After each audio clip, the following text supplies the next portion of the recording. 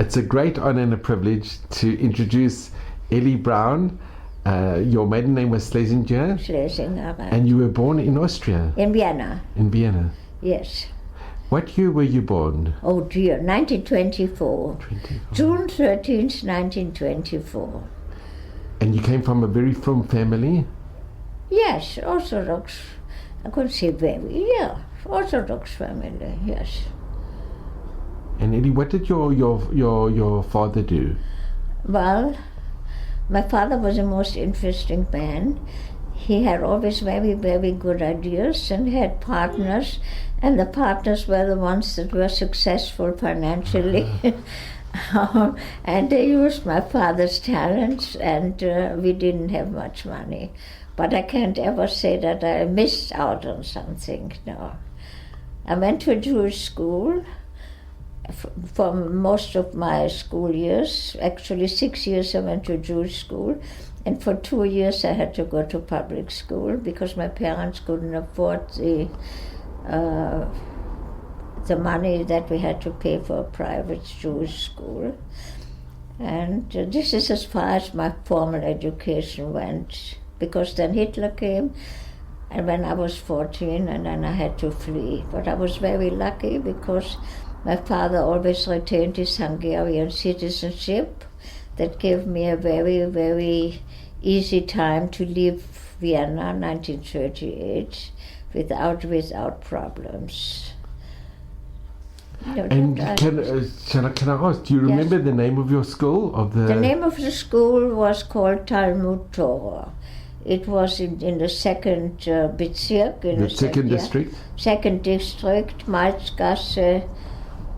Yes, there were actually only 2 Jewish schools in Vienna, with a Jewish population of 108, did I say it already? No. 180,000 Jews, which was actually a very sad thing for so many Jews, only 2 schools. And one was the one I went to, was a very, very Orthodox school. The other one was called the Zionist school, where half of the children did not come from such religious families, but the parents apparently wanted the children to go and have a Jewish education. So only 2 Jewish schools? Only 280,000 Jews. It was amazing. In hindsight, I was thinking that it is the almost incredible that there was no other Jewish education in Vienna.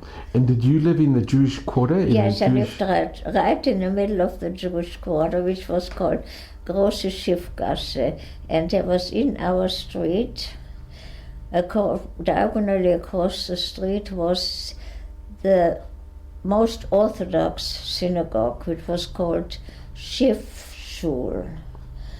And they had more than one rabbi. Rabbi Fürst was really the head rabbi, and they had several chazanim, and it was the most prestigious Orthodox and strictest Orthodox synagogue. In Vienna? In Vienna, yes.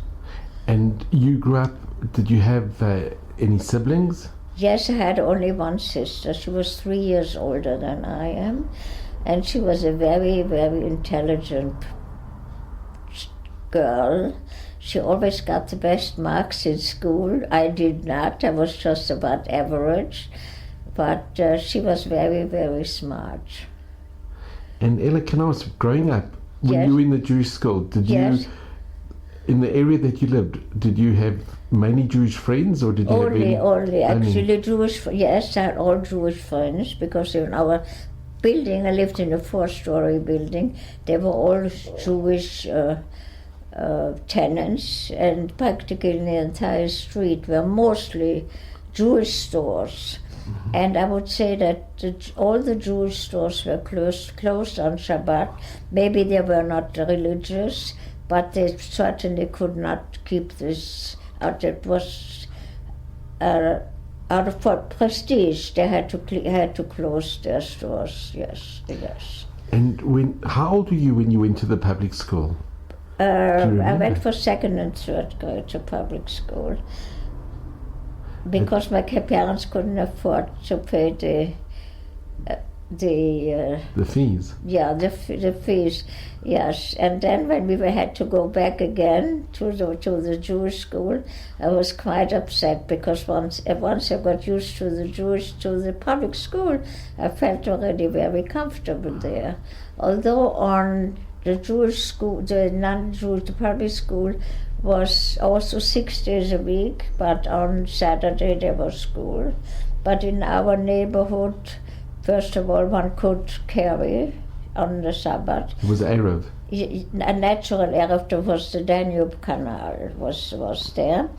But in the school itself, the Jewish children did not have to write on the Sabbath, so there was no problem. And there was the majority, almost all the children were Jewish. In the public school? In the public school, yes. Maybe we had 30 children, maybe 26 were Jewish, yes. So you had Jewish friends, even in the public school? Yeah. But my parents didn't care if they were religious or not. They were very, very open-minded. So I had my best friend, wasn't even kosher. My parents didn't mind one bit. They were very, very liberal.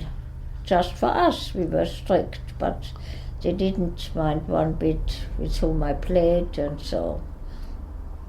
Oh. And you had a happy childhood growing up, what you remember? Yes, I had a happy childhood because my grandparents lived across the street, my mother's parents. And my mother had 7 siblings, and my mother was the second oldest and the first one to get married. And they all got married much, much, much later. So I felt very, very safe and beloved from all my uncles and my aunt. And it was sort of my grandparents was my second home. And we felt very secure and beloved there, yes. And when the Anschluss happened, when Germany took over Austria, when Hitler came to... It was a terrible shock. Do you remember? Of course I remember. I was 14 years old at that time. And I know that for sure. There was supposed to be... what's it called? I forgot the name of it in English. There was supposed to be vote. There was supposed to be a vote, but... a referendum, pardon? A type of referendum. Pardon? A referendum. No votes. A vote. A vote. And the Germans didn't give the Austrians a chance to vote. They marched in before the elections. It was supposed to be elections, yes. And that was March 12 or March 13, 1938. And it was a terrible, terrible shock because our non-Jewish neighbors from one day to the next, they wore SS uniform, SA uniform, and we were very, very shocked. Suddenly they became the Hitler Youth and Heil Hitler. Heil Hitler was all over the place, and the German flags, which was called the Hakenkreuz, I forgot what it's called. It was the emblem, the Nazi emblem. That's right, it was all the red over. And black. It was all over, and it was a terrible, not just a shock, it was, everybody was very, very, very upset. And do you remember the Germans marching into Vienna? Yes, yeah, of course, yes, yeah. And the most shocking was that the neighbors who helped us out a little bit in the house, all of a sudden they wore the German uniforms with the cross, with the Hakenkreuz. It was very, very, very frightening, from one day to the next. And what made your parents decide to leave? Did they see the so-called writing on the wall? Of course. First of all, most Jewish stores had to close. This was very, very bad. And we were very, very fortunate because my father was Hungarian citizen, so we were children Hungarian citizen. And then we were able to leave the country without the visa, let's say, to get out, without a visa, without an exit visa also. So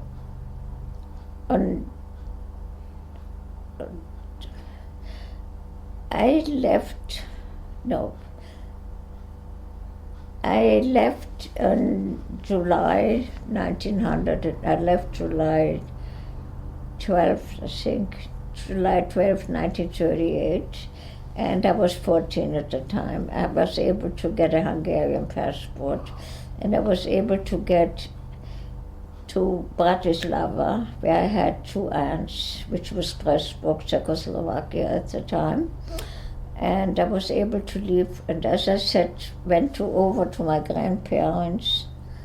I was 14 at the time, and said goodbye to my grandparents and to my uncles. And they all said, Ellie, you're so lucky that you can leave. And they wished they could leave, but apparently at that particular time it was impossible for them, because no Austrian country opened their gates to the Jews. So it was very, very difficult for them to leave. Eventually, most of my uncles were able to go to America, because one of my uncles had some relatives who were able to send them affidavits, which is guaranteed that they can. So they were very fortunate they were able to go. Yes, except for 2 of my aunts, they could not go. Yes. And what happened to those 2 aunts? Well, one. They all had families. Each one had 1 child. One was able to survive under very, very difficult circumstances. She was hiding. She was hiding in the Tatra. Tatra is a very big. Wait a minute. Gebirge. What do you call it? Forest in Czechoslovakia, more than forest, I forgot what you call it. Like a big forest in the Czechoslovakia. And she went through, I would call it hell, unfortunately. She lost her husband and her only child, especially the child was under terrible circumstances. And the other aunt, uncle with a child, we never heard from them again. We knew what happened to them. I'm not so sure that they even were sent to Poland, that they were taken care of in Czechoslovakia themselves, so that we don't know. They could have been killed in Czechoslovakia. Yeah, that's very possible. And my grandparents from Vienna were also in Bratislava, and I would say very fortunately that my grandfather was able to die in Nitra, which is not far from Bratislava, and he has a Jewish grave.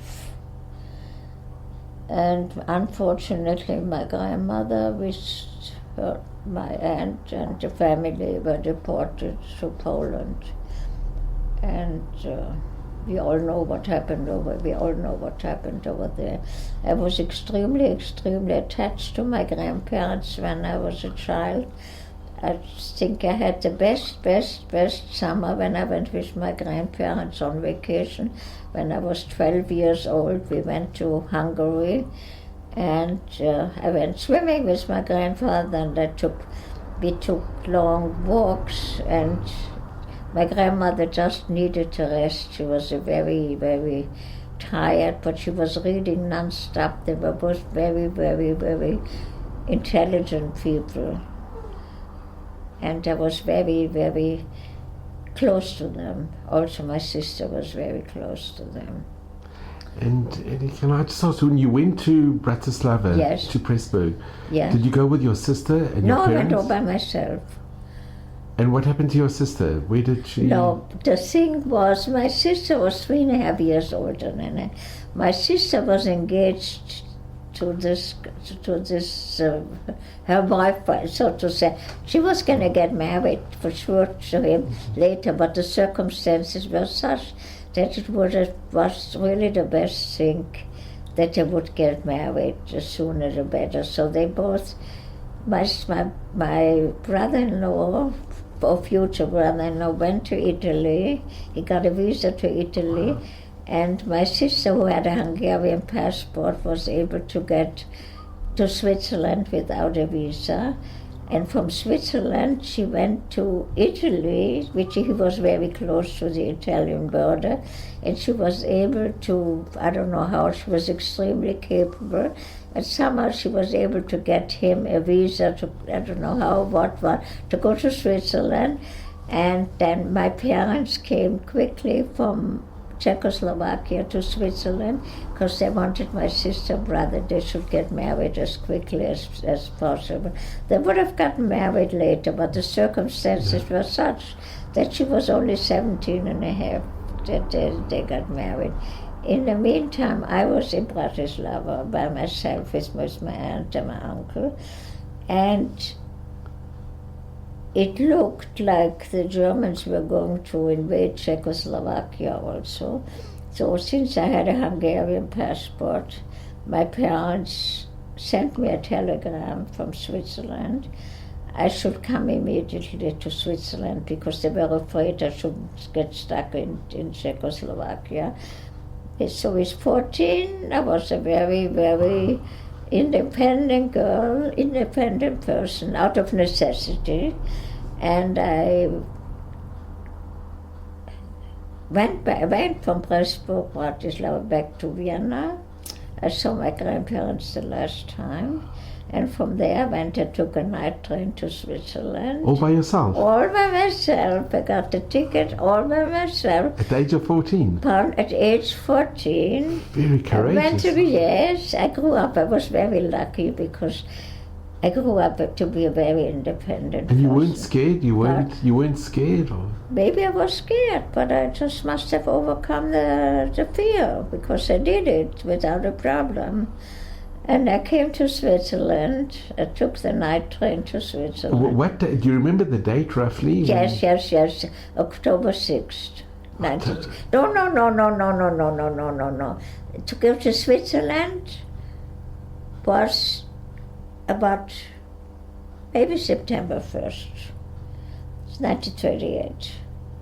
So I came to Switzerland, and to tell you the truth, that was the unhappiest time in my life, really. When you were in Switzerland? Yes, because my sister had just gotten married with this.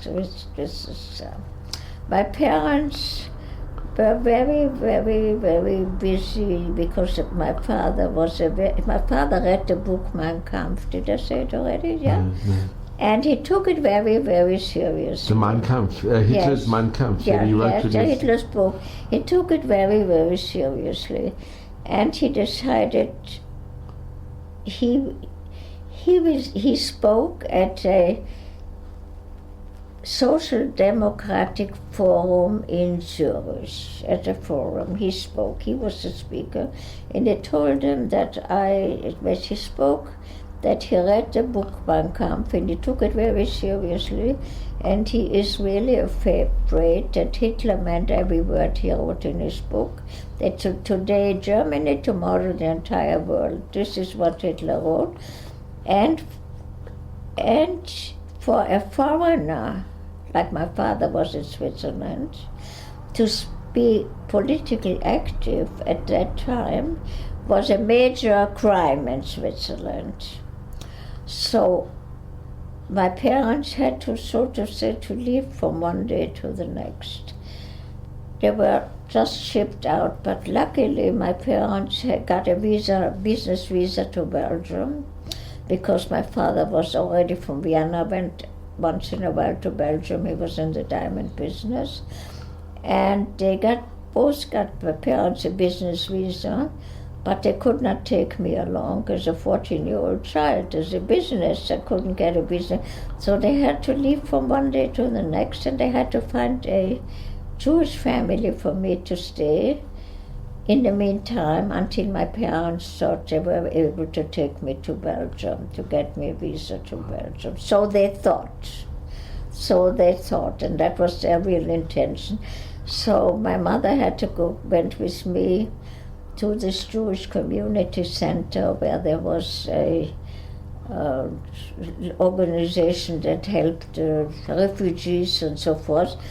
And there was this lady that found a place for me. That very day, my parents had to leave that very night, and they had to find a place for me to stay until my parents could take me to Belgium. And what town was it in Switzerland? Pardon? Which town? In Zurich. In Zurich. In Zurich, yes. So my parents had to find a place for me to stay until they get me to Belgium. My mother went with me to this Jewish community center. There was they helped refugees, and sure enough, this lady who was in charge there found a place for me to be placed in Lucerne with a Jewish family. And they called them up, would you take this girl until she can get to Belgium for them? And they said, yes, they're willing to do this. It wasn't so funny at that time, really. And my parents took me to the train station on a Thursday evening, October 6, 1938, yes. And the same evening, my parents had to leave and went to Belgium. And they said to me, as soon as they can, they will get me then to Belgium. So I lived with this family, and I was terribly, terribly, terribly unhappy. Because at home, I had my grandparents, of course, they gave me a lot of attention, which a child, a young person needs. And with the grandparents, with my parents, I felt very secure at home. All of a sudden, I was thrown into a family that I didn't know. And I would say, not that I'm saying grateful to the people that they took me in. However, it was a very, very different mentality. And they were very cold and very, what should I say? Cold, that's good enough. What I was used to be with my uncles and my aunts and the family and so. And as I said, we didn't have much money, but I had a tremendous amount of love and attention from my family. And all of a sudden, I was thrown into this family. I would say in hindsight that I'm ever so grateful they took me in. I don't want to take this away. But the mentality was so different. And truthfully, I was always hungry. It was not their fault. If they gave me every morning, I got, like everybody else, 2 slices of bread with a little jam and a little juice. And I probably, in my mind, I could have eaten 25 slices of bread. But just because I was allotted 2 slices of bread, I was forever, ever hungry. And it was such a different mentality. There was so cold and so, I don't know. Did they have children? Yeah, they had 2 children, yes. Your age or some age? No, that is it. One boy was 3 and one was 6. And I had to sleep with the 2 boys in one room. And that was for me, what should I say, a shock, actually. And we at home, we didn't have much money, but I had my sister and I, we had one room. And to get together, and I had my privacy. So, yes, all of a sudden, the children, they looked at me. I had very little things anywhere, but they looked at it and they touched it, and I grew up to be very respectful to also my sister's things, my parents' things. I knew I don't touch. If I want something, I have to ask, may I take this or may I have this? And they just messed up. Not that I had very, very little, but the little things that I had was very precious to me and very personal and private. So it was quite a shock to me. It was also a culture shock, this whole thing in Switzerland. However, I would say I made there a friendship that lasted almost a lifetime. Because I met a family that was very, very, very nice. They had actually 3 sons, 3 daughters. One girl was my age.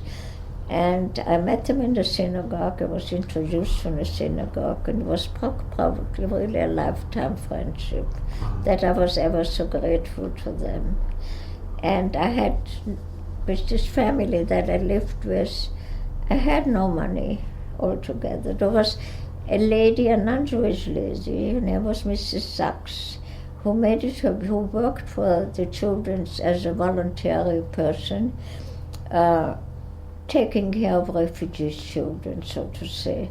And she was a very, very kind person. And I could go once a month to her, and she would give me a little bit money, some money.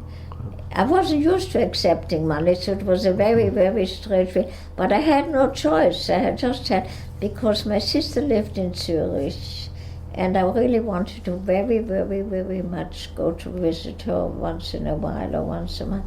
And she gave me a free ticket to a train ticket to go to Zurich. She was really an unbelievable woman,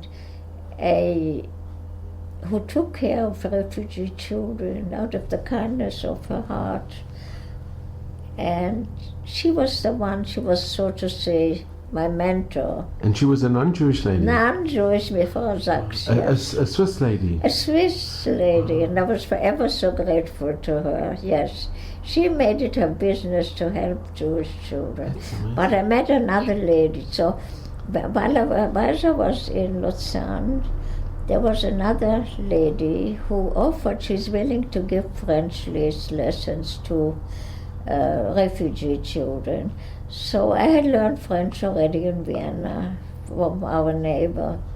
Private. My parents didn't have much money, but it was very important for my father that we should learn French. And there was this lady, Madame Krenbühl. She was a Huguenot. Have you known? Sure, the Huguenots came to South Africa. Exactly, yeah. I never knew about those things. And she was a princess because she offered she's willing to teach refugee children French for free. She wanted to do something. So I went to her once a week, and she was like my surrogate mother.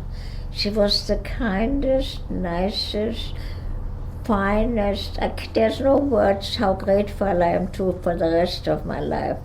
How understanding she was.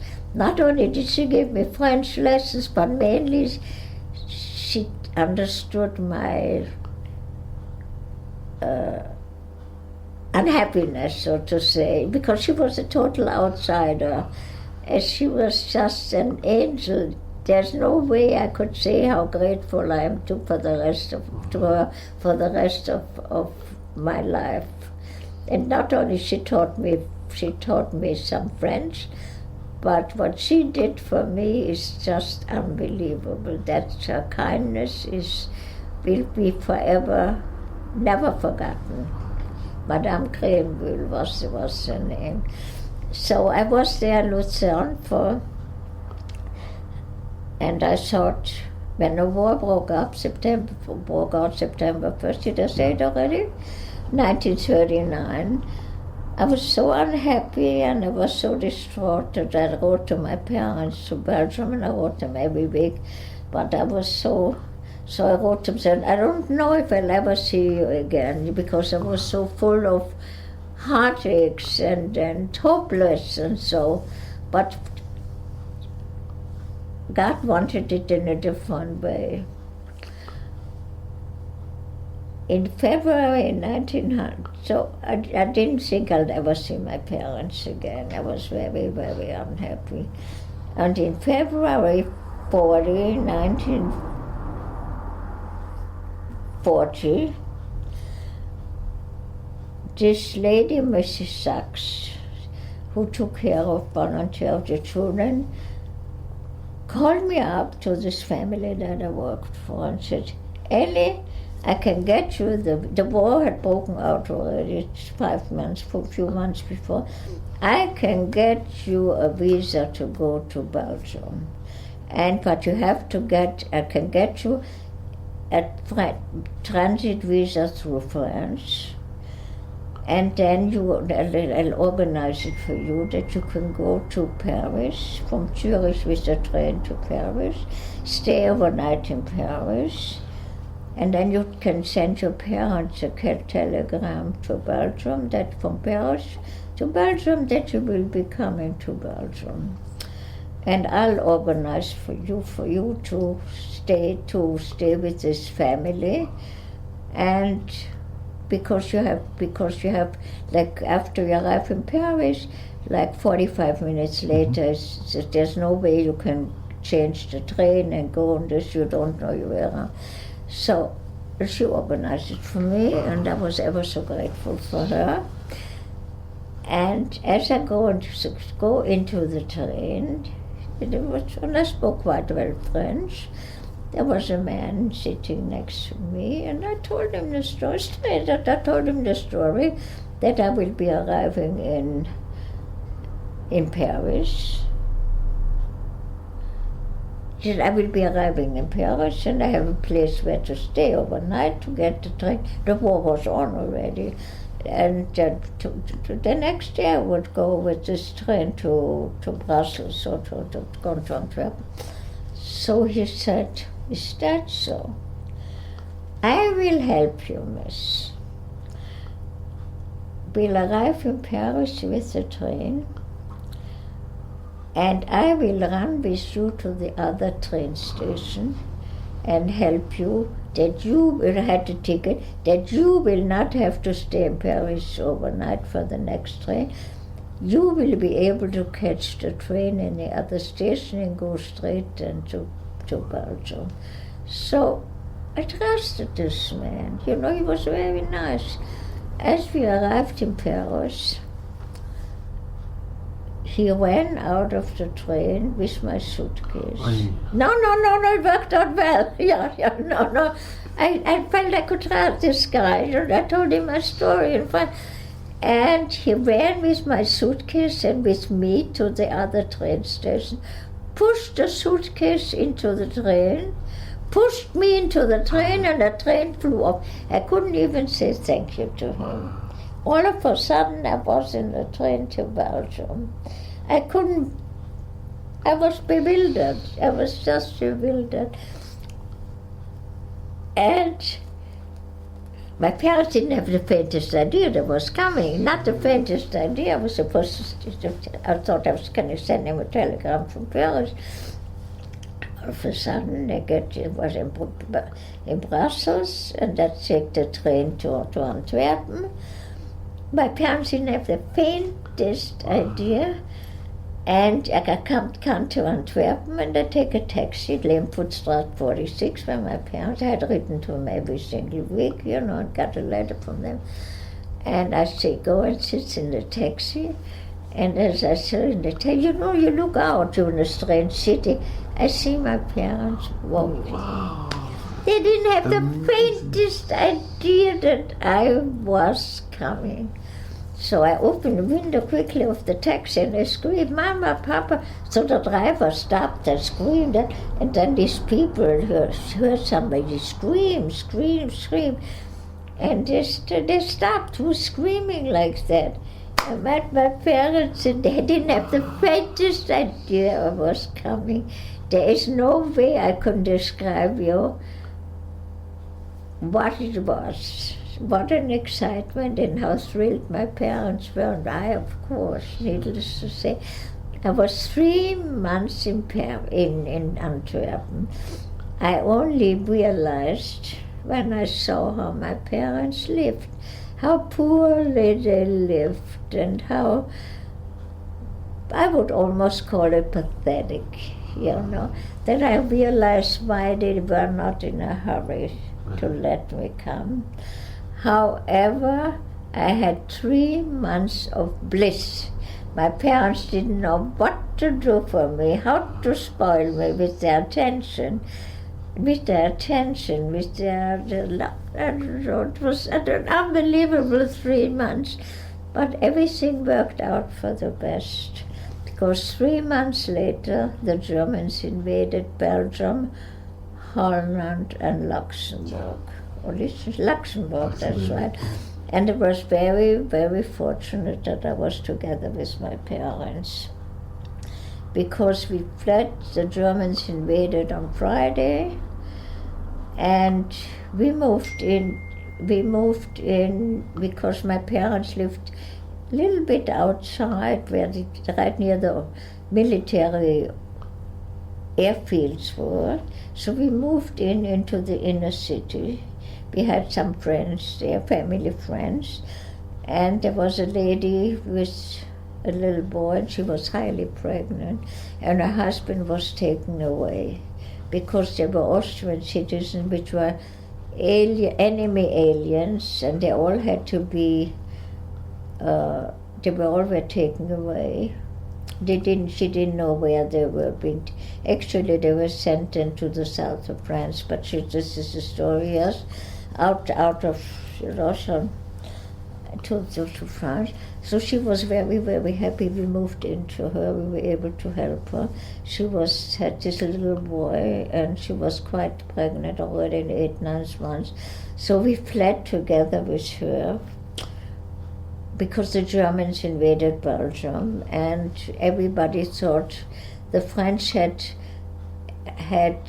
put millions and millions and millions of dollars into the fortification, which was called the Maginot Line. Yeah. However, the Germans were smart enough; they circumvented it, and they went around the Maginot Line. There was not one single shot fired in this fortification that they put in millions and millions and millions and millions of dollars.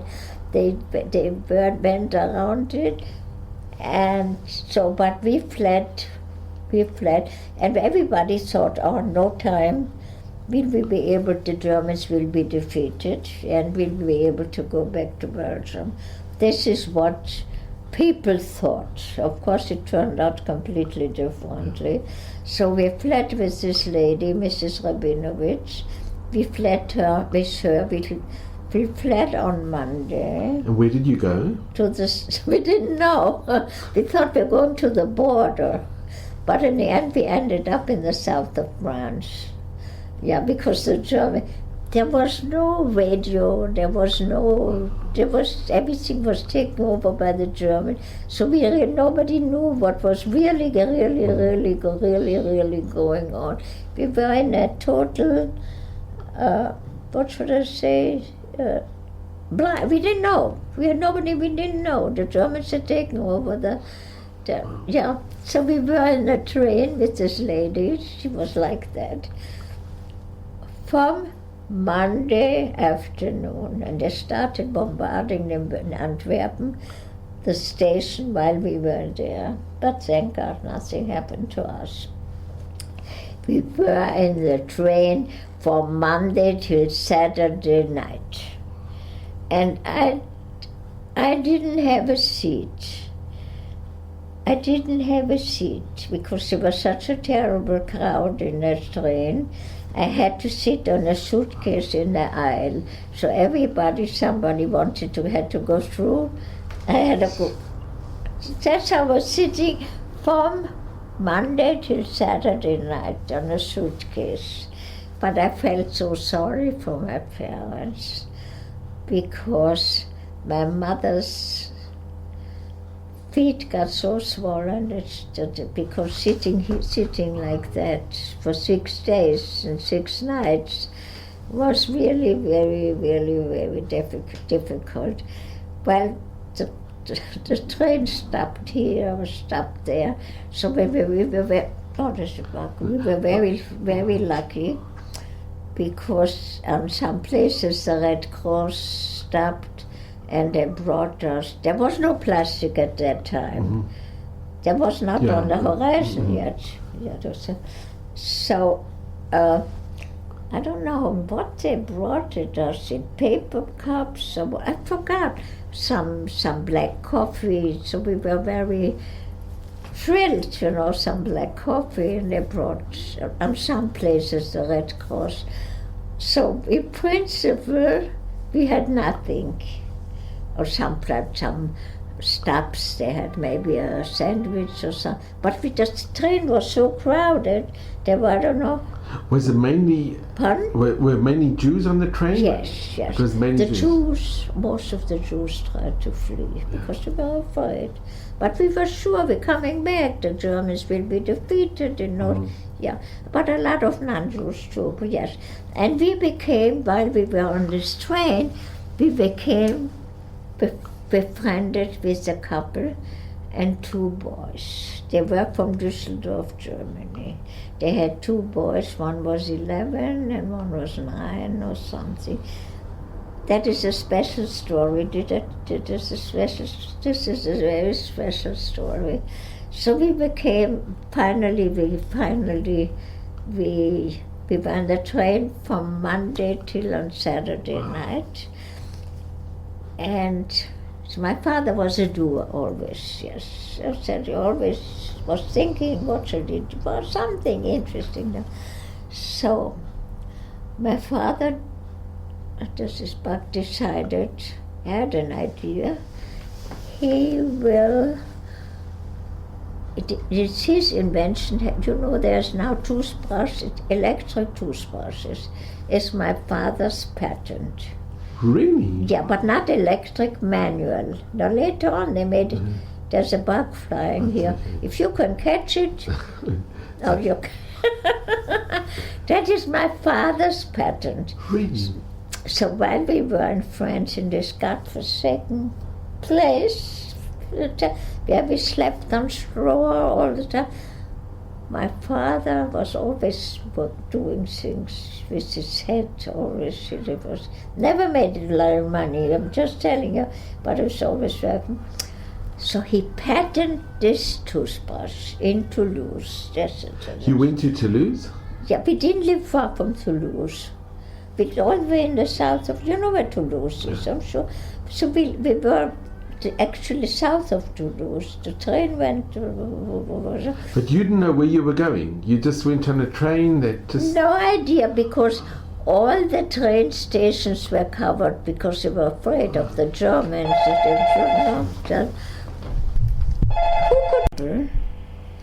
We met this couple, we befriended this couple with 2 boys. On the train? On the train. See, we were just thrown together like that. I told you I didn't have a seat, I was sitting in a suitcase. We finally arrived in this place. They took off 3 trains here, 3 trains here. So we arrived in this place, I forgot what the name was. And there was 2 buses waiting. This was in the south of France? Yeah, the south. Near We had Toulouse. no idea where we were. It was all covered, everything, because of the German. And we were down in the, we were 2 buses, and they took us, we had no idea where we would be, to a place. And they put us up in a, what do you call it? In a schoolhouse, but a school in a, what do you call it? Condemned building, and condemned building already. On straw, and we were maybe like 35 people in one schoolroom and 35 people. Who cares? My mother just wanted to stretch her feet. Her feet was just. And so what happened? So we could finally stretch ourselves out and we go to sleep. So the next morning, we had no idea where we were. We knew we were in France, but the thing was very fortunate that my papa spoke quite well French, and I also had learned it, And that was very, very fortunate that we could already right away converse a little bit. So the first thing is we had to go and first my parents were poor refugees already, so we had very little money. But first thing we went in and we could make ourselves understood. We had some black coffee and we brought it to my mother, but I forgot already the next store. So we were there on open straw, and My father was always an interesting, very interesting. Who arranged that you should go to this school? The government. The French government? Yeah, the French government. So they really helped? Yes. Yes. And they provided the coffee, the... No, they did not. They didn't provide anything. They didn't provide it. Just provided the old, the condemned schoolhouse or whatever it was, with straw for the people. They did not provide anything else. How did you get food? We had a little money. Most people had a little bit or something. I mean, so as I said, my father was a doer. That was his nature. He didn't rely on others. He was a doer. And while we were at this place, he decided with the toothbrush. That's what I told you. He was always, I'm telling, we never had much money, but always in Hashem helped that we knew how to save it. That's the most important thing in life, right? Yeah, that's true. So he had this idea, and he bought all the toothbrushes, and there was hardly any food there. Somehow we managed with bread and was, and the Red Cross had come also and gave out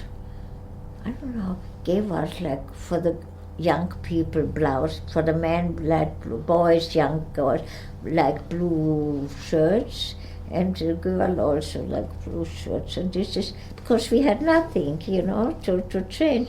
Now that's why I'm laughing when my grandchildren could say, "Oh, Saft, I have to take a shower." Yeah. You know what I mean? Yeah. You know what I mean? Oh, we couldn't wash, we couldn't this, we couldn't that. I'm telling you. I'm laughing many times when they can use, I must have So they gave out shirts, which was very good. At least we had something to change. Now, did I start telling you about the toothbrushes? Did I start telling you this? No. So my father always doing something. So he bought all the toothbrushes. We went to this store, whatever it was, and he spoke quite well French, and so did I. He had learned in yeshiva French. Did I tell this to you? No. In which yeshiva did he learn? In Hungary. On his own, he learned French in Hungary. He had only 2 years of schooling. So one of the yeshiva bachurim went to the Rosh Yeshiva and said, "Mendel lernt Französisch." You understand? So he wanted to tattletale on Mendel. Mendel was my father. So the Rosh said, "Good, let him, so long, let him." And he came in very, very handy. And the fact that my parents let us, René, myself, and learn French in Vienna, that said we had very little money, was also very, very helpful. And then in Switzerland also, that I learned French. So by the time I came to France, I could already quite well converse in French. Ellie, can I ask, with your father, where was he born in Hungary? Hungary. Do you know where? In a very small village. I forgot right now what it was. But he lived in Pax on the Danube for a while. He went to yeshiva there. In Budapest? In Hungary. In Hungary. Yeah. And your mother, where was she born? From Vienna. Your mother's born in Vienna? Vienna? Yeah, she was born in Baden by Wien, which is 20 kilometers, but she grew up in Vienna, yes. In Vienna all the years, yeah. So tell you what, my father was, I'm not exaggerating, but he was a genius, really.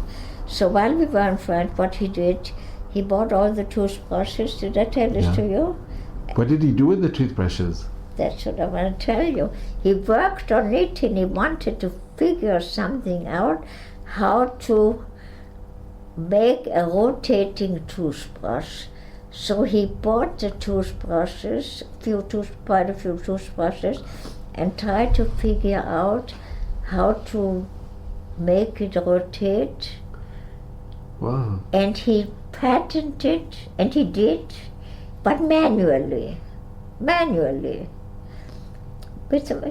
And this is during the war. He was doing this during the war, when you were just arrived in the south of France. And he patented. And he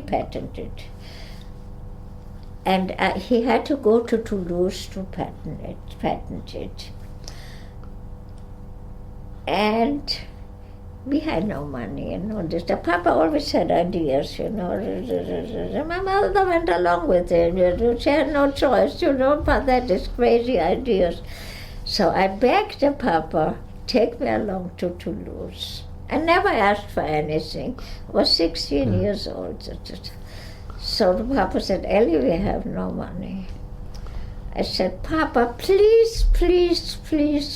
And I really never demanded anything, but I was so persistent he should take me along. Papa said, okay, I'll take you along. Okay, I'll take you along to Toulouse.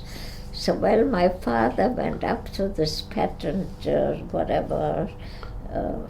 forgot what you call it, office or whatever. I was walking down the street. He didn't, for whatever reason, he didn't want to take me.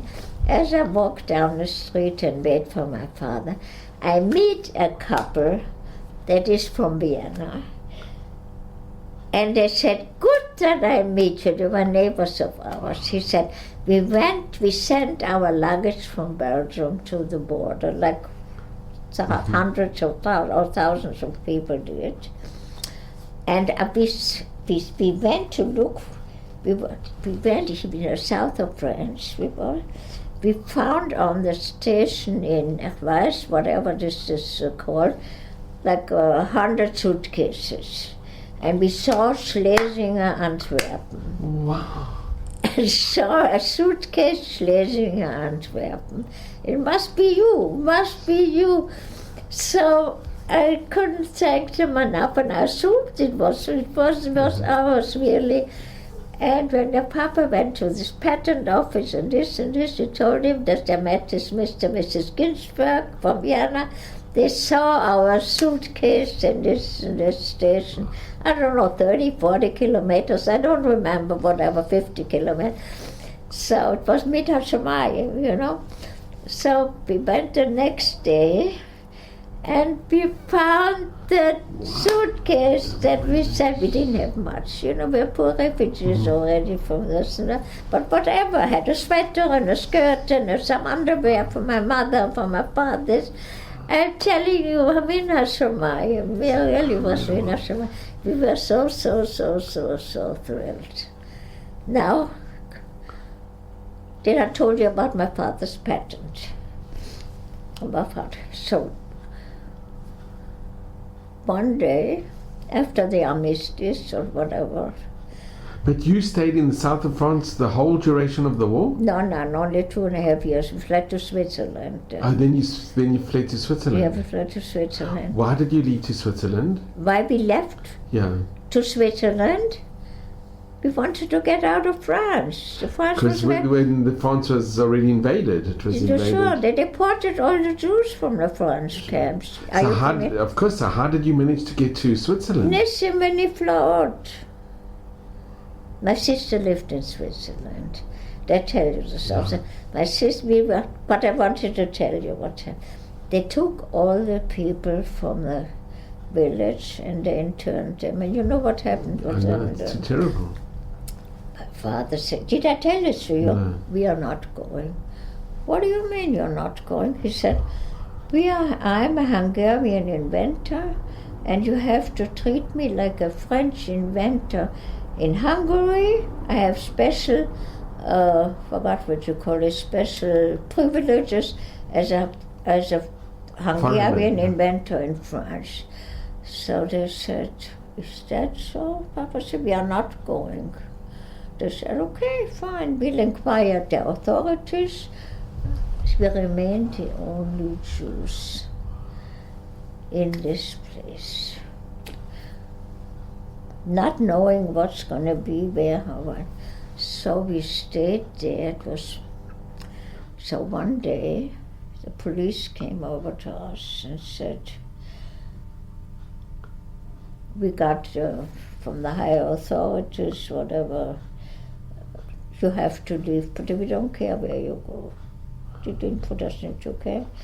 Just get out. We don't care. You just go. Was this the French police? French, all French. I'm telling you, all French.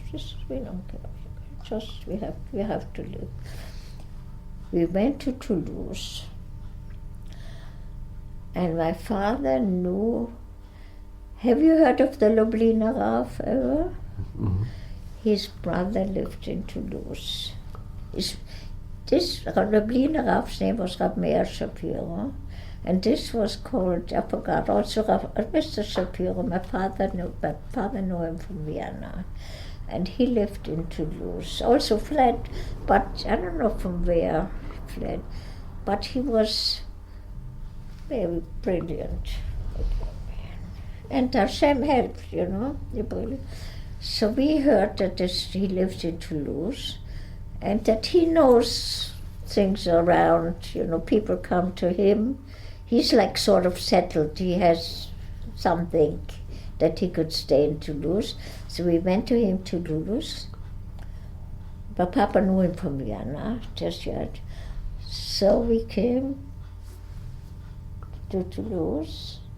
With a little, Papa had a bag with his talus and filne, maybe two sporen or whatever, and the toothbrush, and your mama had also just like that. Came to him, and he said, you know what? Do I tell it too slow? No. It's amazing. I remember this was 1940. Ellie, this is amazing. What year was this? 40. You've already been in south of France. You were there for 6 months, for 6 months. Yeah. Yeah, 40. Yeah. So this Mr. Shapiro said, well, we'll see what we can do. It was on a Thursday. He said, now, Mr. Slezenger, he lived in a house where 2 Jewish or 3 Jewish families lived. I don't know how. So I said to Mr. Slezenger, you go up on the second floor, and they tell him I sent you, and they let you sleep with Mr. So-and-so in one bed, because it was all and Mrs. Slezenger, whatever, the woman and me, with strangers, just say I sent you. We had such a high. And these were Yiddishes? Yiddish, Yiddish families, yeah. So the Papa slept with Mr. Such and such in the bed, and with this and such. And he said, tomorrow morning you come down, and tonight today come down and we'll see what we can do. So we come down in the morning, and we sit down like in this, whatever, living in, no. There was a young guy there. He was 21 years old. He fled from a camp. Berlstrauss, he was from Hamburg. By the way, I just remember so clearly. Berlstrauss. He also fled from a camp, but he was just now by Mr. Shapiro or whatever. No? So Mr. Shapiro said to him, listen, Berlstrauss, you live, I know where you live, in this and this village. Now, there I heard is a good mayor, because we had to be legal. We had no money. Mm-hmm. We needed food coupons. Without bread, you can't live. Yeah. I mean, nowadays you could live without bread because you can have this and cakes and this. But those days, he said, you Berlstrauss, you take the Slezingers along, you drop them off there, and there's a good mayor, and then they'll see weiter. But here they can stay. So Berlstrauss said, I'm afraid. He said, if I tell you, you do this, yet, such and so. So we had to go with the train. We were very lucky. I'll never forget this. We had Hungarian passports made out in Vichy. Oh, was that later? No, there was that. I don't know, Papa had brilliant ideas. I still have it to this very day, so it's a masterpiece. made out in Vision, 1941. I can't begin to tell you. My father was very good. So we went.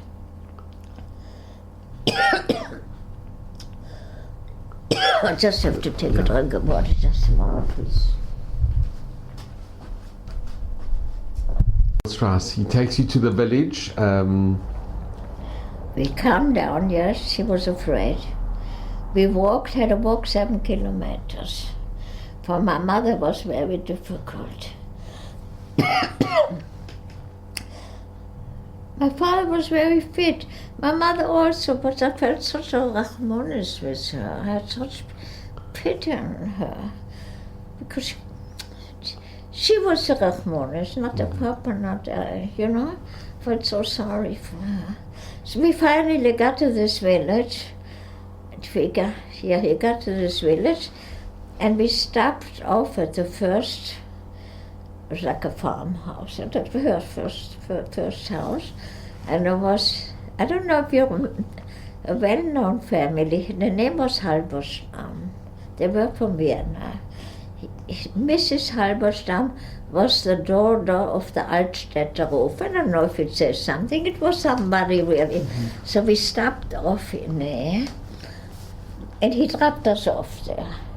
But he was so afraid, but he had such fear or respect of this. Of the road? Yeah. It was Rav Shapiro? Yeah, Mr. Shapiro. No, it was not Rav, it was his brother. Mm-hmm. Yeah, Mr. Shapiro, yeah, he had such fear of him, yeah.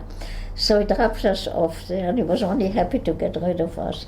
So we came in here, and there was this man, the family Halberstam from Vienna, and they lived in a house that I've never seen. Mushrooms were growing on the wall. That's how humid it was. The floor was sand. And this missus had just come home from the hospital. She just had a cancer operation. She just came home from the hospital. And they had 3 boys and 1 girl.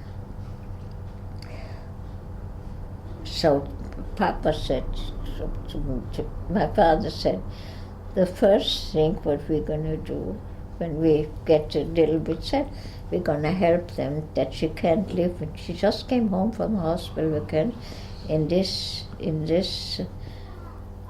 not stone floor, what did I say, sand. It was terrible.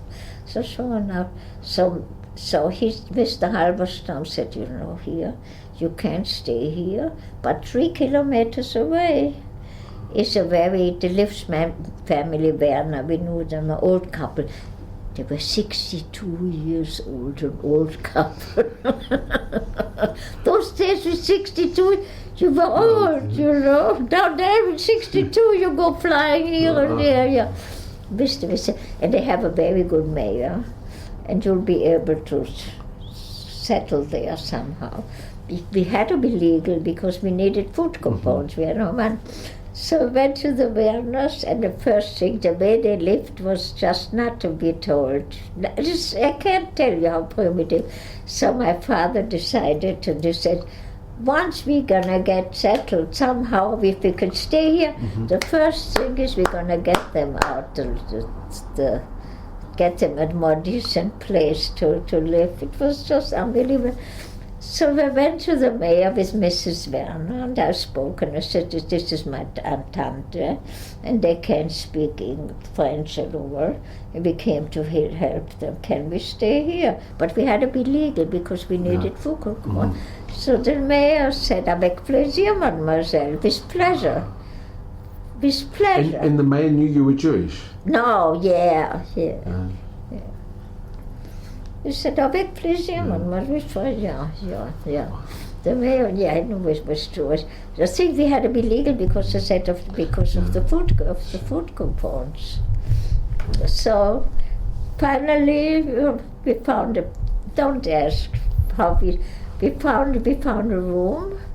The mama, the papa, and I, we slept together in a double bed, the 3 of us. Did you hear what I said? And the three of you in a double bed. Well, of course I had my pajamas and my toothbrush and my makeup to take off. And we slept, the three of us. But we slept in a room where another three families had to walk through, because there were another family who had one room, and another family had also two families in one room, and another. So the mama, the papa, and I, we slept in this room, in this room.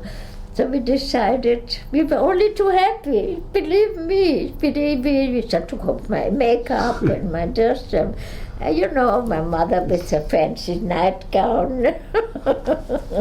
So, but we went the next day, we were standing outside. It was like what should I say? There was one house here, and the other one house was, 200 meters away, and the other 300 meters away. So we were standing on the corner the next day, time to look where we could. It was too for us to live in this place. And then finally we found we were standing on the corner. There was coming a woman with a horse and a buggy, and she looked like she was 90 years old. She had no teeth. So the papa asked her maybe she would have a room to rent, first of all. So she says, So the papa said to her, "Your French sounds like you are from the north, because the southern speak with, like in America, was with the southern accent." Yeah. So the papa said to her, "Well, your French sounds like you are from Paris." Oh, she said, "Je suis de 18 kilometers." She says, "I'm from 18 kilometers from Paris." Well, the way the papa said to her French sounded, she gave us a room. The way the papa complimented her, she looked like she was 42 years old. She looked like 85. Without teeth, So she gave us a room. She was a tzadika. She gave us a room. She let us say, because the papa didn't know what to say to her. That did it. Did she ever find out that you were Jewish? Yeah. And it didn't make a difference? No, it didn't make a difference. No. As a matter of fact, she was very, very good to us. She let us do, make a hole in the wall for the steam to go out from the cooking and this. It was very, very good to us, because the papa gave her a compliment. Je suis 18 kilometers de Paris. She said, "I'm from 18 kilometers of Paris." She looked like 85, like 95, I'm telling you. But that did that compliment. So we were able to stay for 2 years. And Eddie, can I ask, during this time, were there any Germans that came into the village? None. You never saw a German soldier coming in, or? No, because the Germans weren't just, we were in a Vichy France. It was run by the Germans. But they gave like Yeah, but in the city they were, Yeah. But the Vichy government deported the Jews. Sure.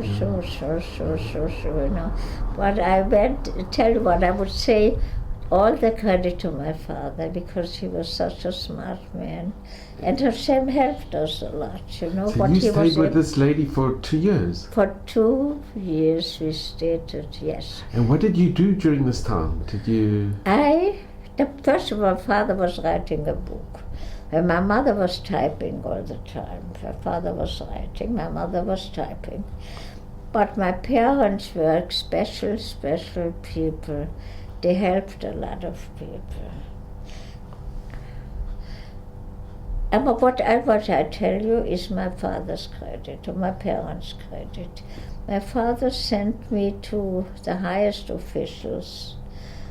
But first of all, the thing was, all the Jews had to go to a camp. You know about that, Yeah. yeah. So my father, once you're in a camp, forget it, you know. My father was a doer. He didn't sit just as I said. When the police came to us on Friday, and they said that Papa has to go on Monday to camp. We didn't know about Auschwitz at the time, but we knew once you go to a camp, you don't come out. So Papa, I was 16, 17 at the time, but from 16 to 18 in France. So, just a second. So Papa sent me. They came to us on Friday, the police said, but by Monday my father has to go. So my father sent me on Saturday morning, Shabbat morning, to the city, to Montemont. Have you heard of the city Montemont? It's at the south of France. That's the capital of Tarn-et-Garonne. That's the name of the state. Not far from Toulouse, about 30, 40 kilometers. Sent me that I should go and try. There's a Jewish family. The family was called Lerner. They lived in Montauban, and they were from Antwerpen. And Mr. Lerner was a shochet. Not in France or whatever, there was a shochet. And they had a very open house. And in that, they were very friendly with a young rabbi. He was from Vienna, and his name was Rabbi Kallenberg. He wasn't married yet. And he was always coming there to the learners. They had a very open house. And this Rabbi Kallenberg was a very smart man. And he had very brilliant guy, actually. He wasn't married yet. And so my father sent me that Shabbat morning.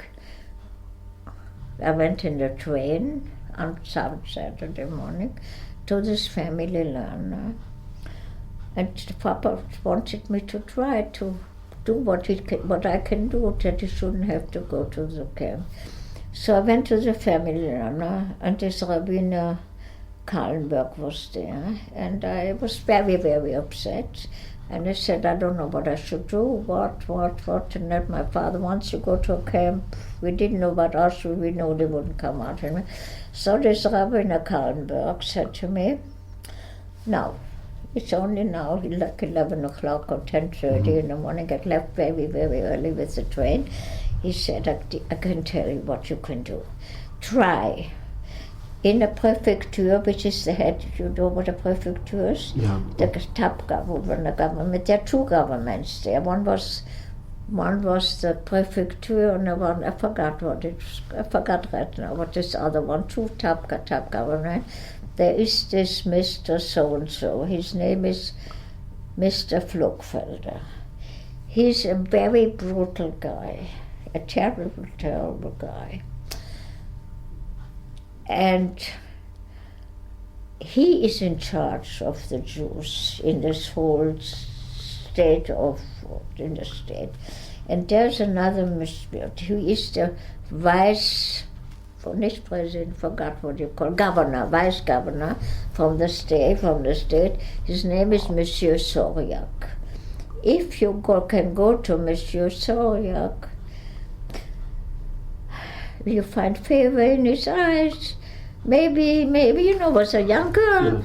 Yeah. Maybe he will give you a note that your father doesn't. These are the only two people that eventually. So I rushed myself out, rushed, Shabbos morning, and I go to the office of Monsieur Soriak.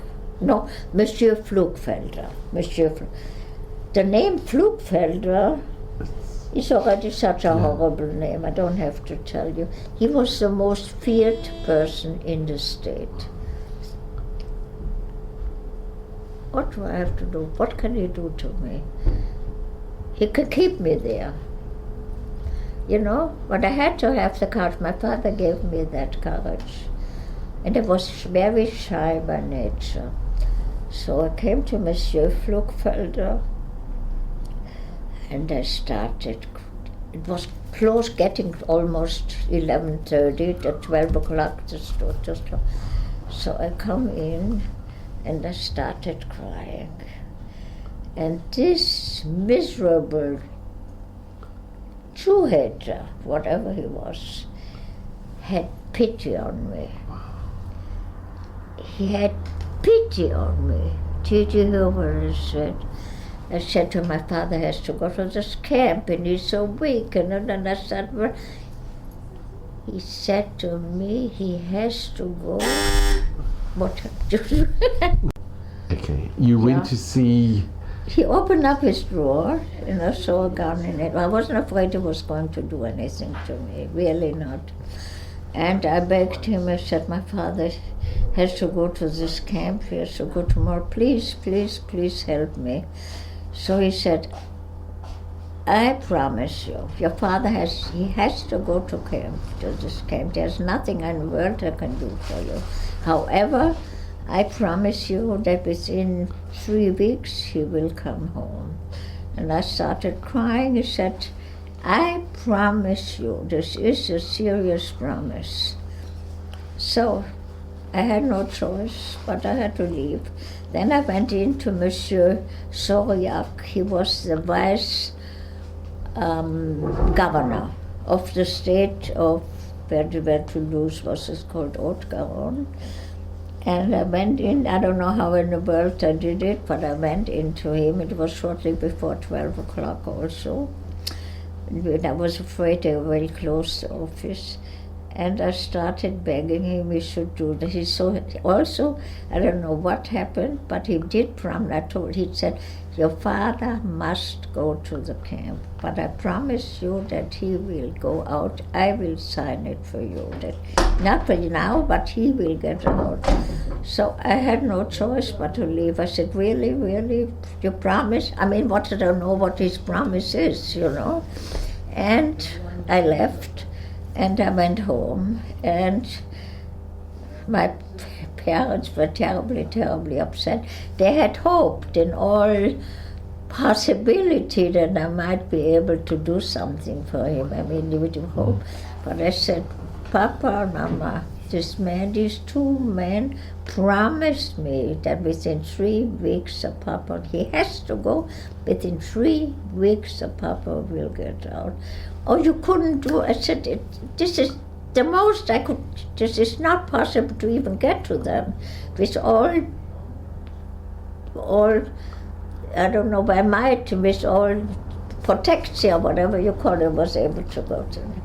Okay, so my father had to go to this camp, and I went to visit him, and I saw to my horror the way it looked there. The camp was called Setfong, and it was, I forgot exactly where it was, about an hour or so, an hour and a half or something from us. I was devastated from what I saw. Later on, they said all the inmates were sent down to Auschwitz. So,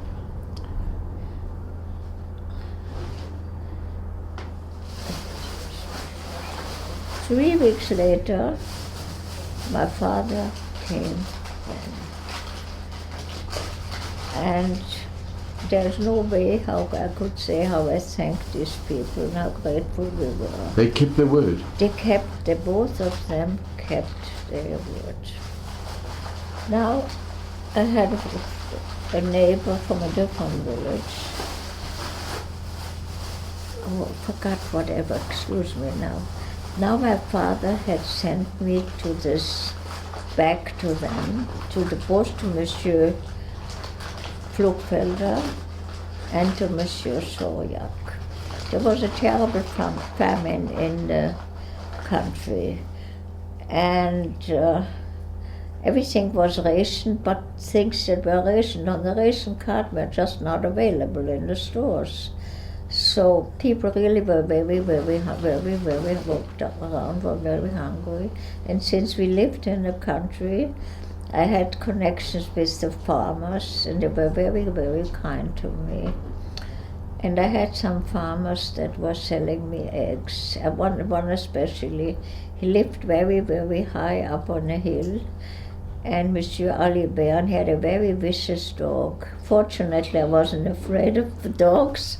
Fortunately, because he let me come to his farm only late at night when it was dark, which was quite late at night because in France at that time during the war they had 2 hours summertime, whatever it was, forgot what you call this. Yes. And he gave me the eggs, and I was always very happy.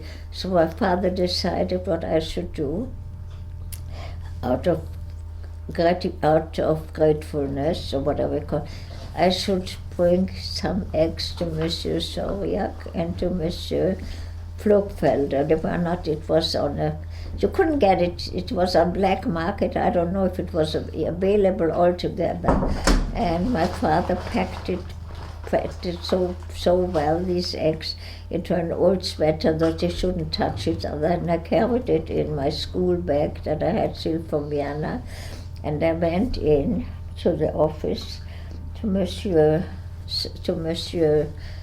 Flugfelder, and wanted to bring, because he was in charge of the state for black market, the Jews and something else, I don't know what.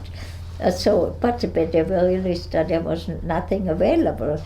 So he told me first he said to me, put it in my drawer, in his desk drawer. That's when I saw the gun in his desk drawer. But then he said to me, you know what, Mademoiselle, Miss, I live on 6 Place Foch, which wasn't very far from the prefecture. Bring it to my wife. Come to my house and bring it to my wife. Did I tell you my father came home? Did I tell this to you already? Okay. So I did this, and I brought it to Monsieur Flugfelder's home and brought it to his wife. And they were ever so grateful. She was ever so grateful to me. And to Monsieur Sauriac.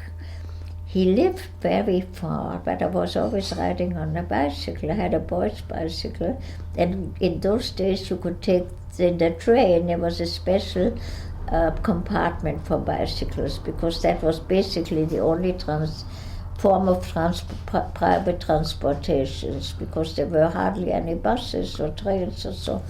So I was very lucky because I had a boy's bicycle. I'm just mentioning this. So he asked me also to take it out. So I had to go to Monsieur Sauriac, who lived quite far, with my bicycle and with the eggs, and I brought it to his house. So I had favors in their eyes. They said to let my father free. Did I tell it to you already? Yes. So I had a neighbor and a friend, a very good friend, Mrs. Forgot right now what her name is. And we know them from Vienna. Right now, at the moment, it escaped my name. After my father came home, Mrs. Lichter. They lived in the next village. After my father came, her husband was also interned in the same camp. She comes to me and she begged me I should do something for her husband, to try to get him out also of the camp. Basically, I was a very shy person. So it took extra special effort for me to speak up and to go to these people, to go and to do and to ask. But she came to me and she begged me. Her husband was also in this camp, set phone, if I should do it for her. It was all on a Saturday morning. She came over to me. Also, he has to go. So I went with her, and he was already, that's what it was, he was already in this camp. And she came and she cried to me. So my father said I should go Shabbos. Pardon? Shabbos. Yeah, also Saturday night was always this thing was also, yeah, she was a very religious woman. She was a teacher. She was from Hamburg. And so also again it was on a Saturday morning. We had to go by train. And she begged me I should go. My father sent me. And she was down near the prefecture was a park. And she was there and prayed with her prayer book. She was very religious. While I went up to this. But as I said, basically I was very shy, so it took a tremendous amount of effort on my part to speak up and to go. I'm not a pushy person by nature. I'm rather a very, very shy person. But I had no choice but do certain things against my nature, I would say. So I went up to this office and begged Monsieur Flugfelder. Also, he got quite annoyed with me, but he said, okay, but don't ask ever anything anymore from me, because I really, really, really, really can't do it. So I said, thank you so much, I appreciate this, may God bless you, whatever I said, something like that. And then I went up to Monsieur Soriak, and as I said again, I was a very shy person by nature, so it took a tremendous effort on my part to speak up to these high officials. Who knows what they're going to... I really wasn't afraid they're going to do something to me. That's really... But they could have. So I begged Monsieur Soriak also, please. He said, I signed already, he can't get out. I signed it already, Lucy. I said, I beg you, please, Monsieur Soriak, please, you're such a kind man. I don't remember what I pleaded with him. He said, okay, I'm going to let him out. Wow. So, but I didn't know if he was going to keep his word. We have to see this, we have to see that. And I think a few days later, a week later, Mrs. Lister walked over those 7 kilometers where she lived. She said, Ellie, I have to tell you. I got very emotional when I said, my husband came out of the camp. So she didn't know how to pay me, but how to be out of gratitude, what she should do for me. There was nothing they could do really except say thank you. But I had to thank my parents. So she brought me a book that was written by Rabbi Raphael Hirsch from Frankfurt. And it was called The Choref. And she brought me this book that she had brought from Vienna to Belgium and then Port-au-Prince. That was her treasure.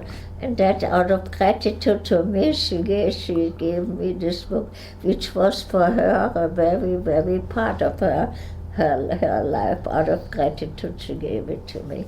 So Mr. Lister came out. Fortunately, before the war, before Pearl Harbor, before the Americans went into the war with Germany, they got some visas to go to America, and they were able to establish, yes, the whole family. So you actually saved his life. Yeah. Your actions and your father. Yeah. Encouraging you to Mina Shemaim, you actually saved his life. Yeah. Unbelievable. Yeah. So that's the story. What else should I tell? And how long did you stay in the south of France? That is now also something. Did you tell him the Simcha story? No, did I tell you? No. Don't you tell him this? No, you have to tell him the story. Tell him how, altogether, that you were on the train with him and then the child got pneumonia, was in the hospital. Oh, well. And how they fled. Oh, I can tell you, okay. This is the highlight. And then did you tell him the Harry story? No. Mommy! But I can't keep it for 16 hours. My mother has two amazing stories. Oh, yeah. That would be amazing. Stories. No, The okay, I'll Simcha tell story him. and I'll tell Aaron him the story. Simcha. How did it go to Simcha? Simcha story. They were on the train with you. They were in the same cabin on the train with you for 6 days from Belgium to the south of France. We became very. When you were on the train? Yeah, with these people, we became very, very friendly with them. I told you, didn't it? With the family. They were from Düsseldorf. You know, were from Düsseldorf. We became. Düsseldorf. How does the story go? I forgot. And It's a major they showed story. up in your village one day. They had fled from an internment camp. Yeah. Remember? Yeah. Remember the older son got pneumonia and he was in a hospital and they were in the internment camp. Yeah. So we befriended these people in the train. Then they stayed in the same village with us, and then they had to leave to go to a camp. I told you we didn't go because my father made this bet, and we said we are not going. So we were all in this little tiny village with this. Oh yeah, I forgot about it. That's a major story, really. One day, a couple comes to us on a Shabbos morning. I forgot what it was. That we fled together. We befriended them in the train. Since we were all these days in the train, we became very friendly. They had 2 boys. And they came to us. They heard someplace, they fled from a camp and they were in Montalban, and they heard the Slezingers, which were us, had connections with the police. Yes, so that was us. That was us. And they came on a Shabbos morning with a boy. With a boy? No, they came with 2 boys. They came with the 2 boys. The one who had pneumonia and with Simcha. I'll make a long story short. They said they heard that the Slezingers have connections with the police and they'll be able to, to stay. So we had only one room, my parents and I. We stayed in one room. So when these people came, we put them quickly into the barn. It wasn't our house, we lived in this farmhouse because we were afraid ourselves. Himmels Willen, as good as is. Okay. Are we on? Hello, my name is Hadassah Esther Auerbach, and I am Mrs. Brown's daughter. And I'm going to give you a little bit of an introduction.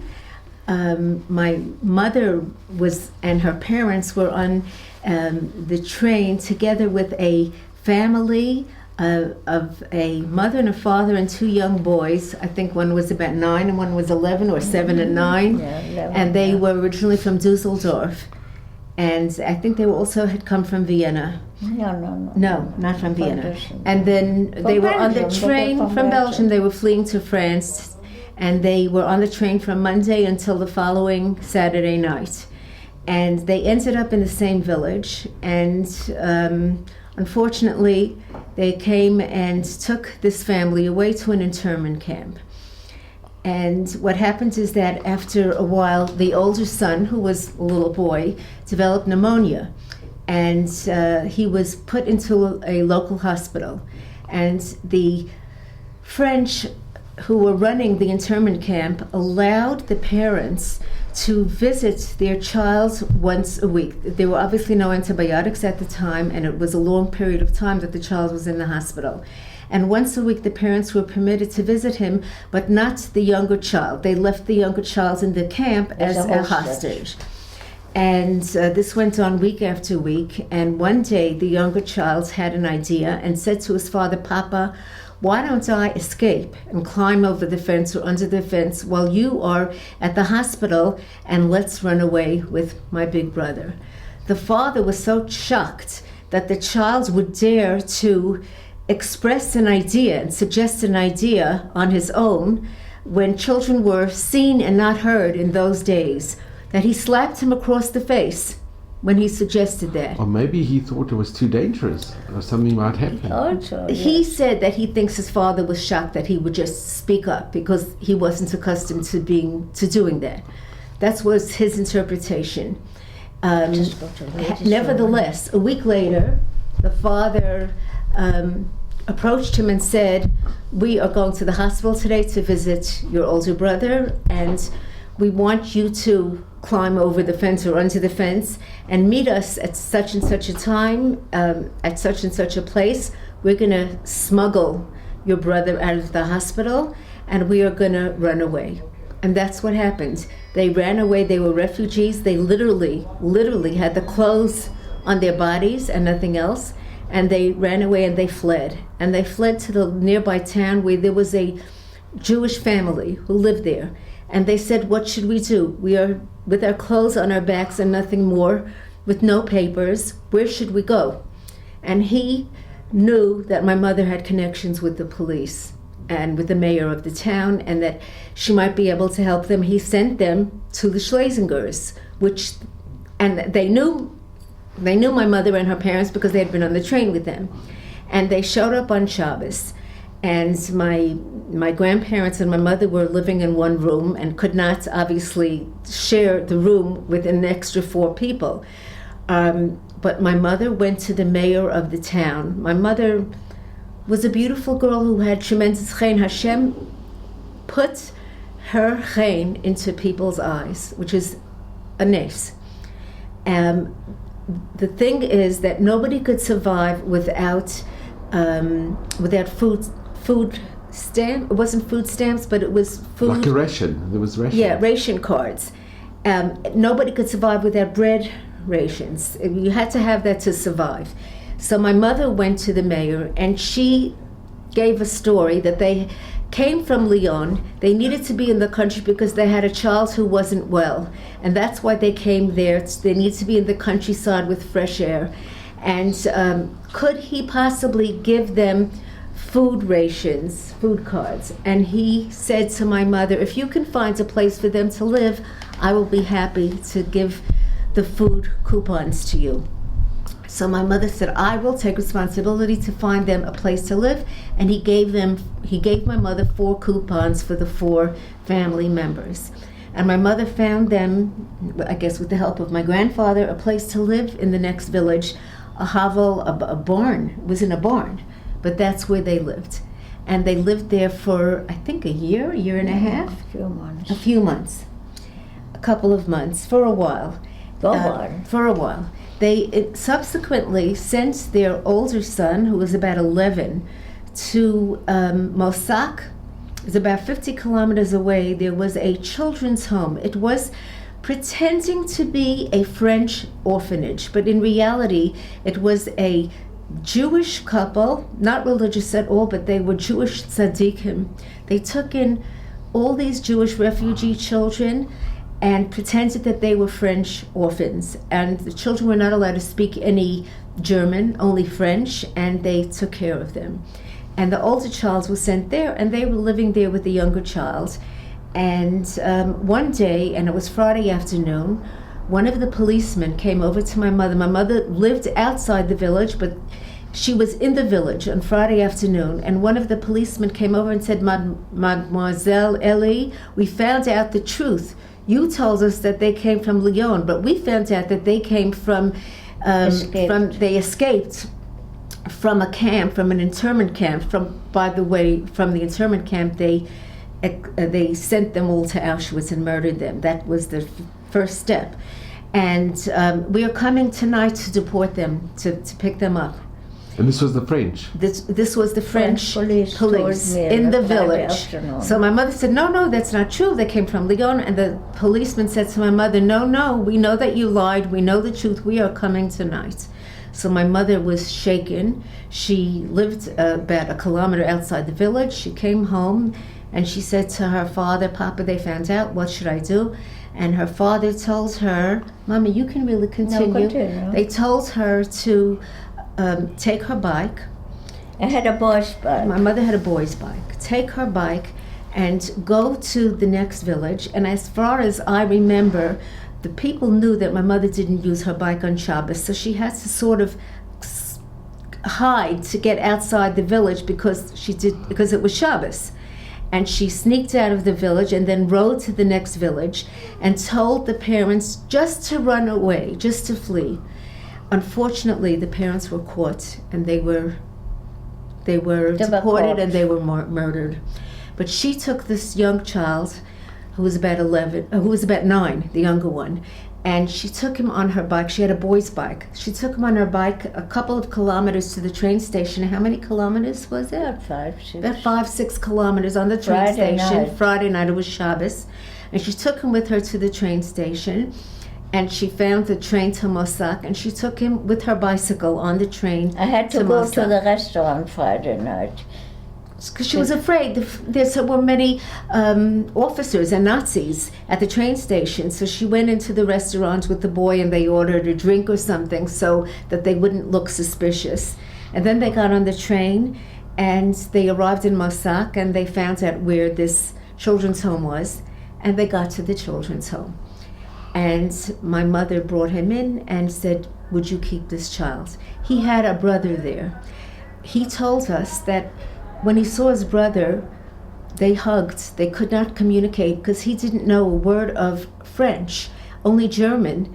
And they were told that you were not allowed to speak a word of German here. So they just hugged, but they could not communicate. Then the guy who ran the place said to him, "What's your name?" He said, "My name is Simcha." And he said, "Oh, no. What is your non-Jewish name?" And he said, "My name is Fred." He says, "We already have a Fred here.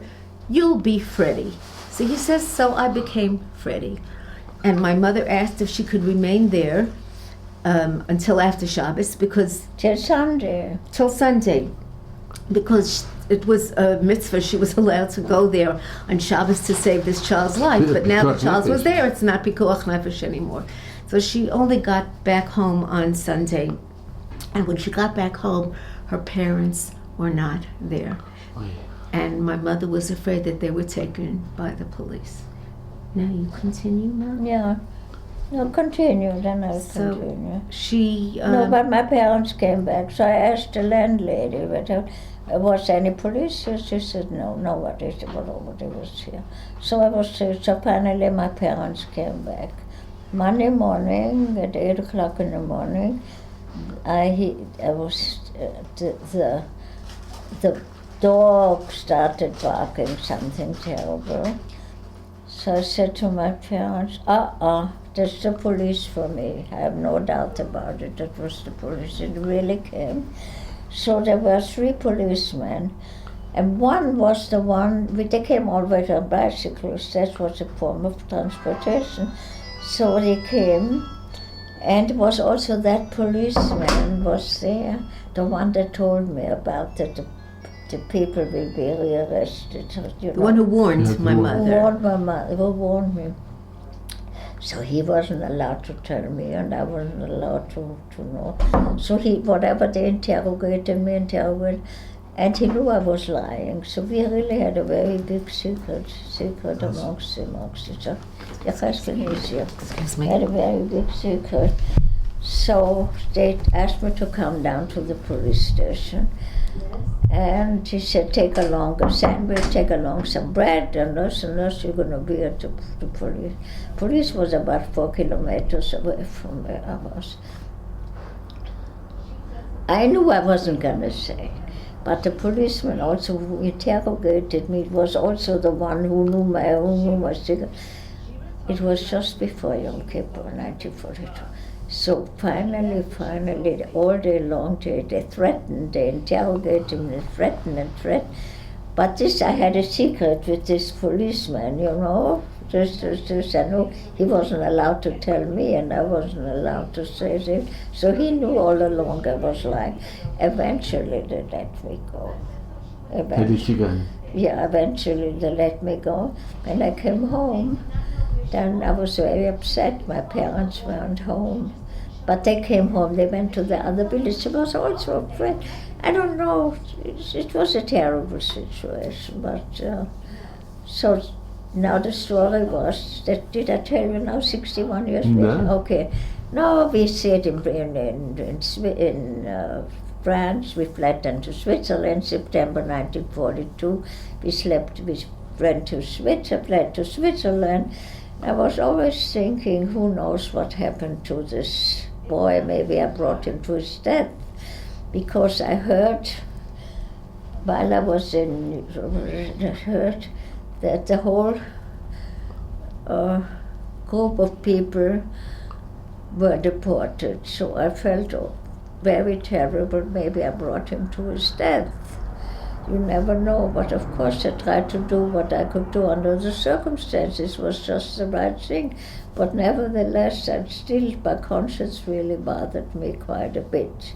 When I was thinking of him, and I was thinking quite often about him, although I knew I did the right thing, but nevertheless, to know that I would have done such a thing was a terrible burden for me. So then we fled to Switzerland, I got married, we went to America. Just a second. So during the rest of the war you spent in Switzerland? The rest of the war spent in Switzerland. And where in Switzerland and did you go? And I got married, pardon? Where in Switzerland? First of all, I was interned in a camp in Switzerland. Then I was freed. I was in Lucerne. And were you with your parents in the camp? My mother and I, we were in one camp, yes, in Oxford, and my father was in a different camp. It was called Büren on the Aare. Ellie, can I just ask, yes, was sure. it very difficult for you to flee to Switzerland? Because Switzerland... To flee to Switzerland, yes, of course. And enter Switzerland? Of course, illegally. It was very difficult. How did you get into Switzerland? Well, we had to go at night over the mountain. It was very from. First of all, the most difficult part, I think, was the trip from the village. Then we had to get into Toulouse, to the border of France. That was the most worrisome thing, because police was all over. They took people off the train. But we were very fortunate. We had an Hungarian passport who was made out in Vichy. And in 1941, which was I may have mentioned it, was the most unusual thing. My father had this brilliant idea. I guess it may have been the only passports that have been made out for Jews. In Vichy, the Hungarian part, yeah. I still have it to this very day. I have it as a souvenir. But I don't know where was it. We fled into France. And then how did you get from the French border into Switzerland? That was a major thing, yeah. We had to, it was not such an easy thing. We went to the border, to Annemasse, and which was the border town. I spoke very well French, which was very helpful. We rented a room in the border town. Just a second. And we decided that my father and I, we would try to find out where exactly the border is and where we might go illegally at night. And we took a train, bus, excuse me. My mother stayed at the hotel room, and my father and I, while we were looking around, we went by bus to look where we might be able to cross the border. And all of a sudden, the bus stopped. And we were in Switzerland. The bus went into Switzerland? Yes. This bus went straight to Switzerland without stopping at a border. Yeah. But my mother stayed at the hotel. My mother stayed at the place in Annemasse. It's in France. In France. Can you imagine? We had to go back. If my mother had been with us, we would have been saved in Switzerland. So we had to go back, the Papa and I, and we went back. And then finally we had to join a group, that went at night about 10 people went at night then to Switzerland. You couldn't take the bus again? Pardon? There was no possibility you could take the bus again? No, we were afraid because there was always police and this and that. They were searching for refugees and this. No, we were afraid. No, this was just, can you imagine, we were in Switzerland, my mother stayed, my mother. So what happened, then we finally, in Switzerland, we found somebody who had... Do you remember crossing at night? Yeah, sure. Were you nervous? Was it... Nervous wrecks, we were. I'm sure. Nervous wrecks. The problem was, at that time, my sister lived in Switzerland. And she kept on writing, come, and then she said, don't come, they sent the people back. We had no telephone that you could call or so it was very difficult. So by the time, we went to Geneva. You managed to get through and... Not to Geneva, but I'm talking to Annemasse, to the border. The border. It was night time and you crossed the border? Yeah. And the problem, so we had to pay, would have to pay the leader, there were about 10 people, yes. They were assembled, somebody had assembled in Annemasse, that's a border town in Switzerland, yeah. And we were going to in the middle of the night. And as we went very, very quietly, my mother got a coughing spell from the nerves, no doubt you don't know. No? And 1 minute later, a huge dog comes, and the police screaming with a flashlight, stop or I shoot. I'll never in French, stop or I shoot. So we stopped. All it was a group of people. We didn't know was it a Swiss policeman or a French, because they speak French. So till we finally saw it was a Swiss. So we threw ourselves on the ground and said, please, let us, we were so frantic.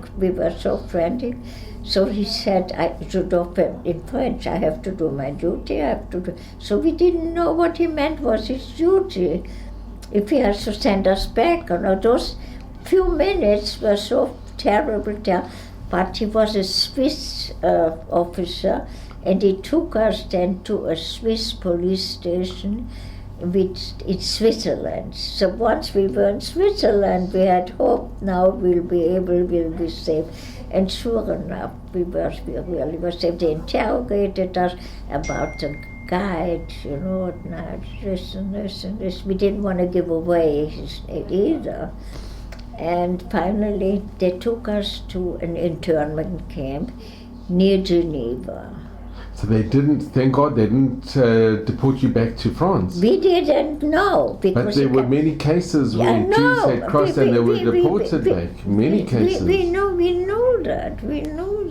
At this time, can I ask you, did you ever hear about Rekha Sternberg? Pardon? No, had nothing to do with her. But did you know who she was? Yeah, Rekha Sternberg. But did you know at this time that there was a lady called...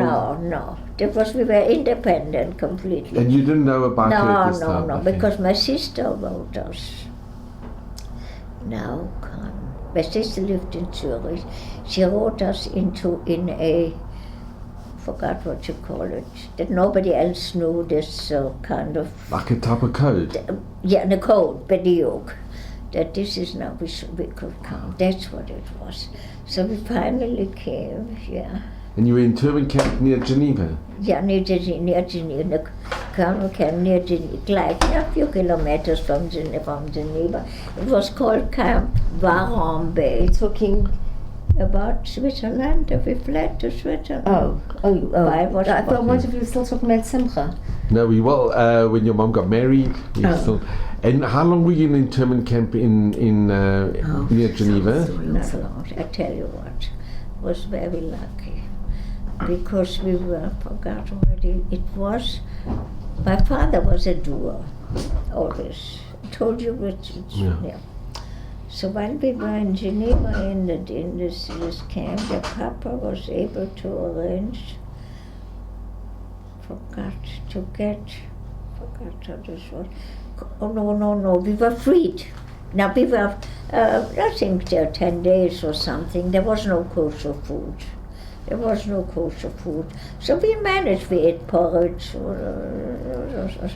So we got freed. I don't know how come. Maybe because you had the Hungarian passports? I forgot why we got released. People kept coming, because we had been in Switzerland already before, so this somehow we were released. So we were from the camp in Geneva, we were in Geneva. And then did you get to meet your sister who was in... Yeah, my sister came, yeah. She came, yes, that's right, she came, yes. And how long hadn't you seen your sister? No, not so long. I haven't seen her maybe a year and a half. Oh, no, we were 2.5 years in France, about 4 years or something. Wow, and your parents? Well, I was together with my parents. But they hadn't seen... They hadn't seen her either, no. So the reunion must have been incredibly emotional. My sister was some woman. Unusual person, I'm telling you. She was a very unusual, she was a very courageous woman. Courageous person herself. She was very intelligent, very courageous. She was a very special. She was a special woman, really. Yeah. And Ellie, do you remember? You must remember when you met, when you were reunited. She walked. Oh no, that was when we were in another internment camp. No, first thing she came she came to Geneva to this camp. And was allowed to go out because she spoke well French and Schweizerdeutsch and this and that. They let me go out of this camp. They let me go out for a couple of hours, but my parents were the hostages, so to say, in the camp. And then we were freed. And my father, as I said, he was a doer, so he was arranging. We were free to Geneva. And he made sure there was in Geneva, in a Jewish... You're looking for Russia? Maybe she's in there. She's in her room. Is that my telephone or yours? It's mine. I gave you mine. So my sister, she came? She came to the internment camp. Yeah, she came to the internment camp, yeah, with the... yeah. And she was married? Yeah.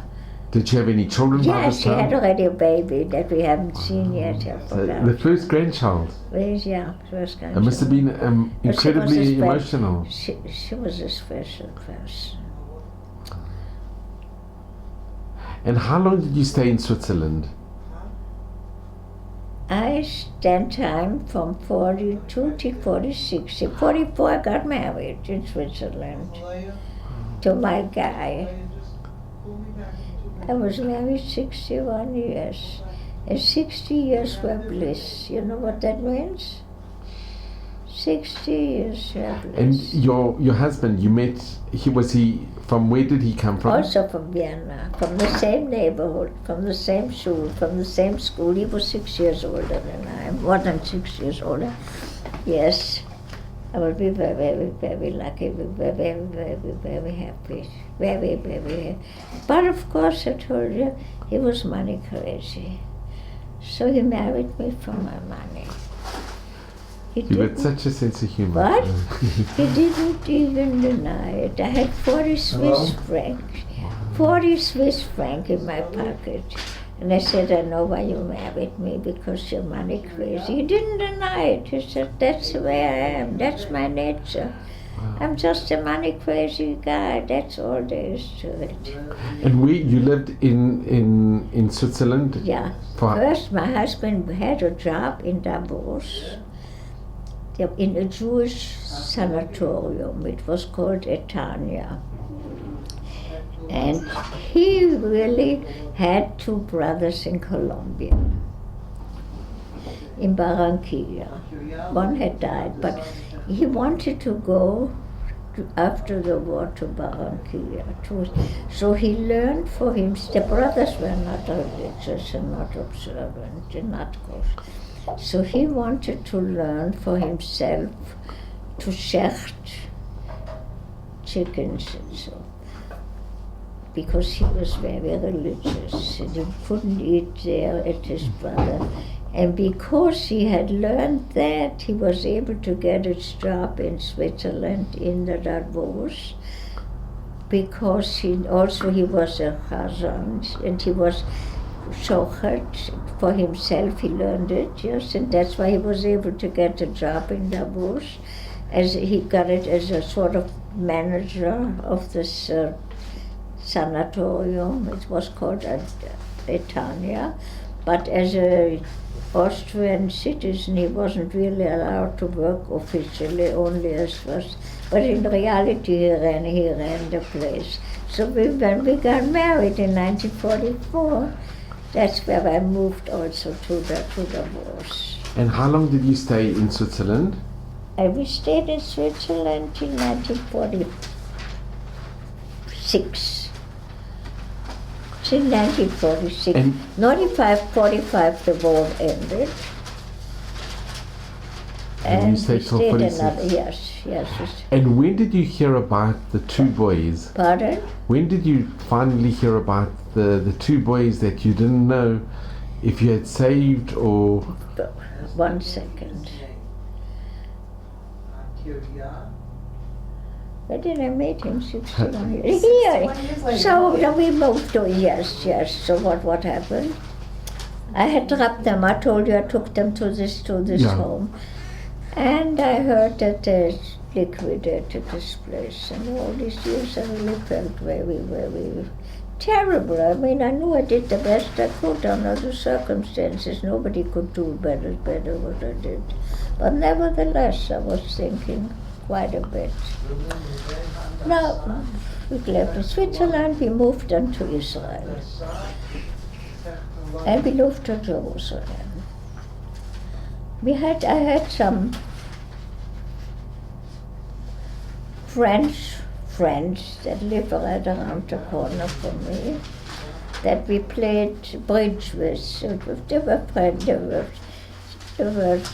This lady was a very special lady. They lived in Paris and they were, I don't remember all the details. They were in the French underground, I think. Yeah, he was in the French underground, but I was a special nice couple. And I went to them, come to their house,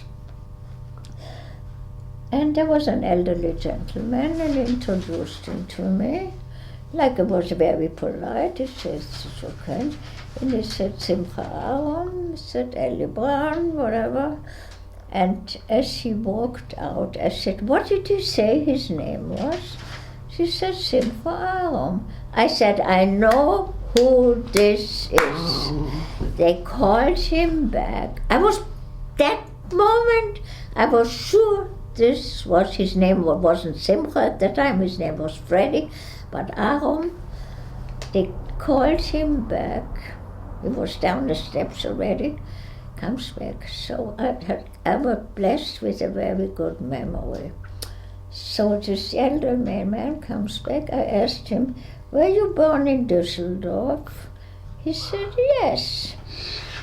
I said, were you in Belgium?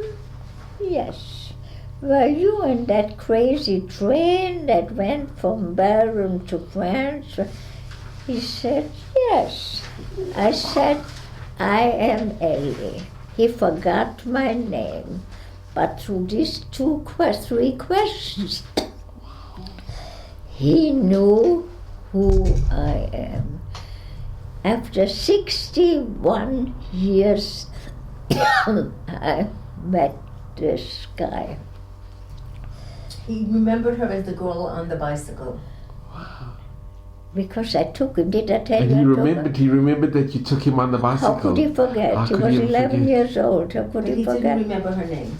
Yeah, but he didn't remember. And his brother survived as well? His brother survived. So he overcome the pneumonia, thank God, because there was no antibiotics. Unbelievable. 61 years later, I said, I'm Ellie. That moment something opened in his brain that he forgot my name, but he didn't forget the story stuff. Now the next part of the story, he had to go, what did I say? He had to go back to Paris. No, he got married. What happened? Oh, he married his oncologist. Yeah. But they didn't liquidate the so-called orphanage. That remained. No, It was the other one. there wasn't. It was the other orphanage in Marseille. Yeah, whatever. So 61 years, I said, I'm Ellie. He forgot my name, but he remembered his age. And you didn't recognize his face? Through the years? He was 11 years old, Yeah, and now he changes. was... And Yeah. wait, he owns an apartment in the next building. This is the, 30 years. did you Prince ever hear of alive. such a thing? Prince He, 7. Yes. in the same street? Yes, next around the building. corner. So you I passed his house must every probably day. saw each other Never. But he lived in Paris, but he owned an apartment. right next to your apartment, Pardon? right in the same street. Yes, almost. And I passed his house every day, listen. Unbelievable. But he lives Blow in your mind. Paris, and he became a very, very famous musicologist, and was a violinist in the Jerusalem Symphony Orchestra right next to my house. Which is played at the Jerusalem Theatre. What? They played the Jerusalem Theatre. Right over here at the theatre, at the Jerusalem Theatre. Which is right next to where you live. Would you believe it? I That's never encountered him. unbelievable. 61 years later, they said, I'm Ellie. He forgot my name, but he never forgot the story. Tell him about Vienna. You want to tell him? And that's what saved, and you Yes, saved sir. his life. You want It's to tell him the amazing. story about Vienna then? What he organized? Let's tell about Harry. Tell the story of Harry. Oh, how a story Yes. too? Okay, that was oh, that was his story. How did Harry start? Yeah, we fled from Belgium, Vienna I told you this, to Belgium. No, you were in France. Yeah, just a minute. From Belgium we fled to France. And in France we fled with a woman who was highly pregnant with a little child. And we helped her this and this and this and this and this and this. And one day this woman's step-nephew, whatever it was, fled from a camp. He's in France, from an internment camp, and he fled. He heard that she's there. And she said she was highly pregnant already, and they had only one room and a little kid, whatever.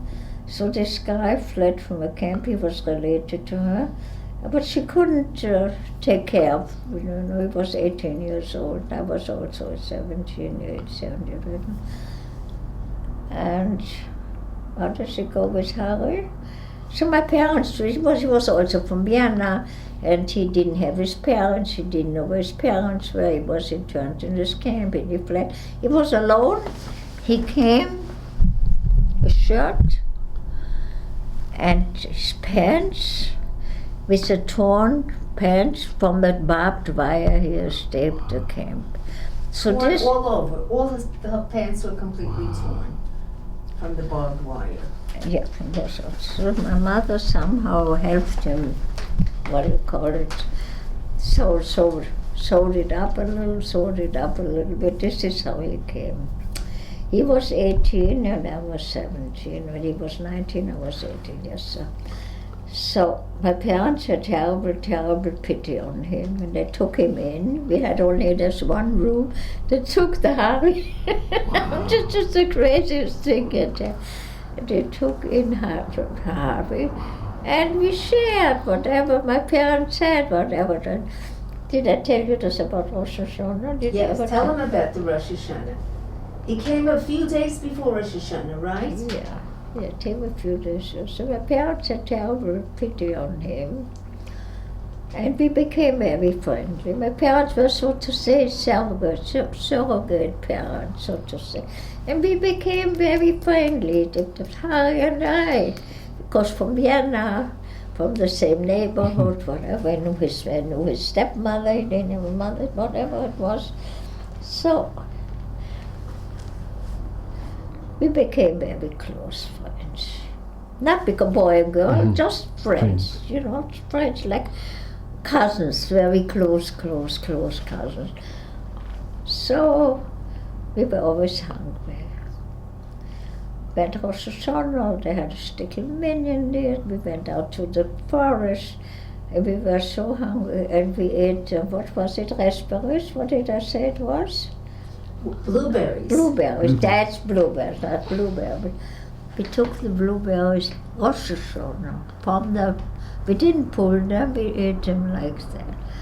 Later we felt so bad, Rosh Hashanah, but we did it, I'm just telling you. Harry and I.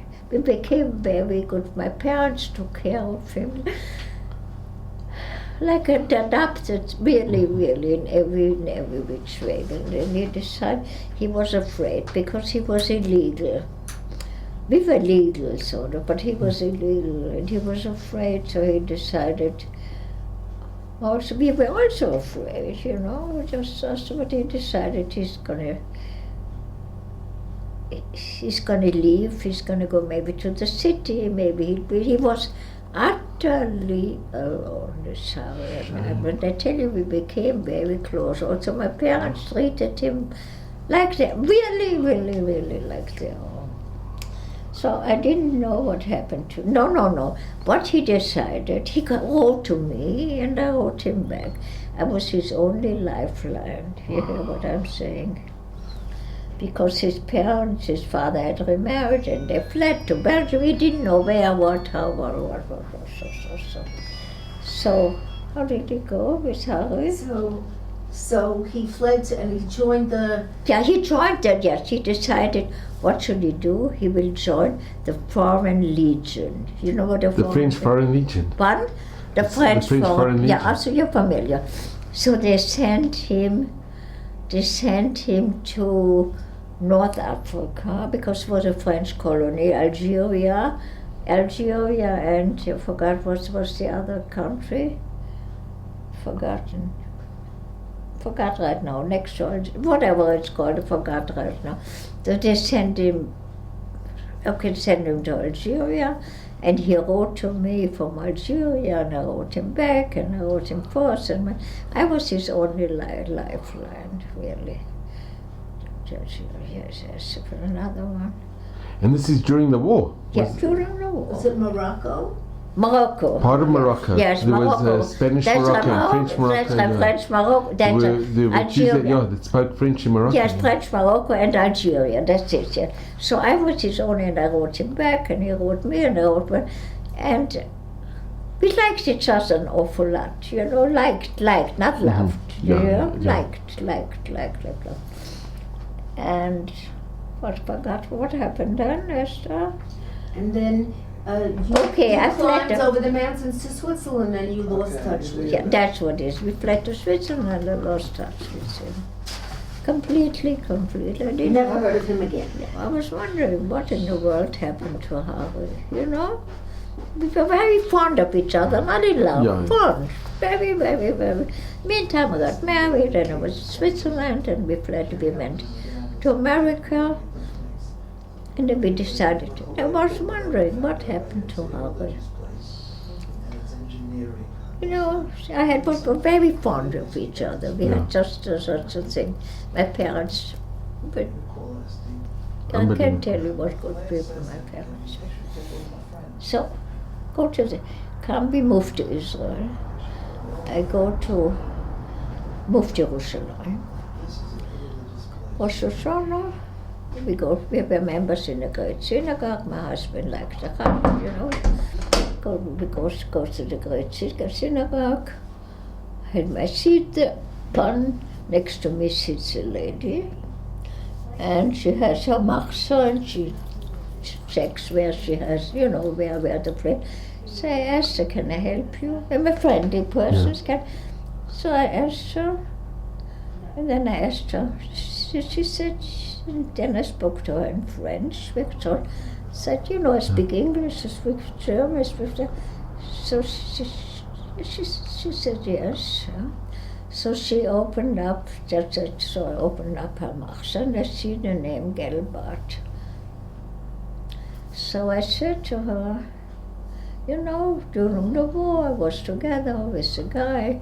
We became, his name was Harry Gelbart. I've never heard from him again. It's 60, I don't know, whatever, I can't remember, man. So many years, and it wasn't 60 at that time, it was 40, I forgot. I mean, she didn't answer, she didn't say anything. So, but I told her the story. I mean, I would have thought she would react, because it's not such a thing. It's not such a common name either. Yeah, it's not such a common name in Natalie Braun. Yeah. Okay, it could be 15 Browns, but so I said to her, she didn't, I said, do you know who I'm talking about? She said, it's my husband.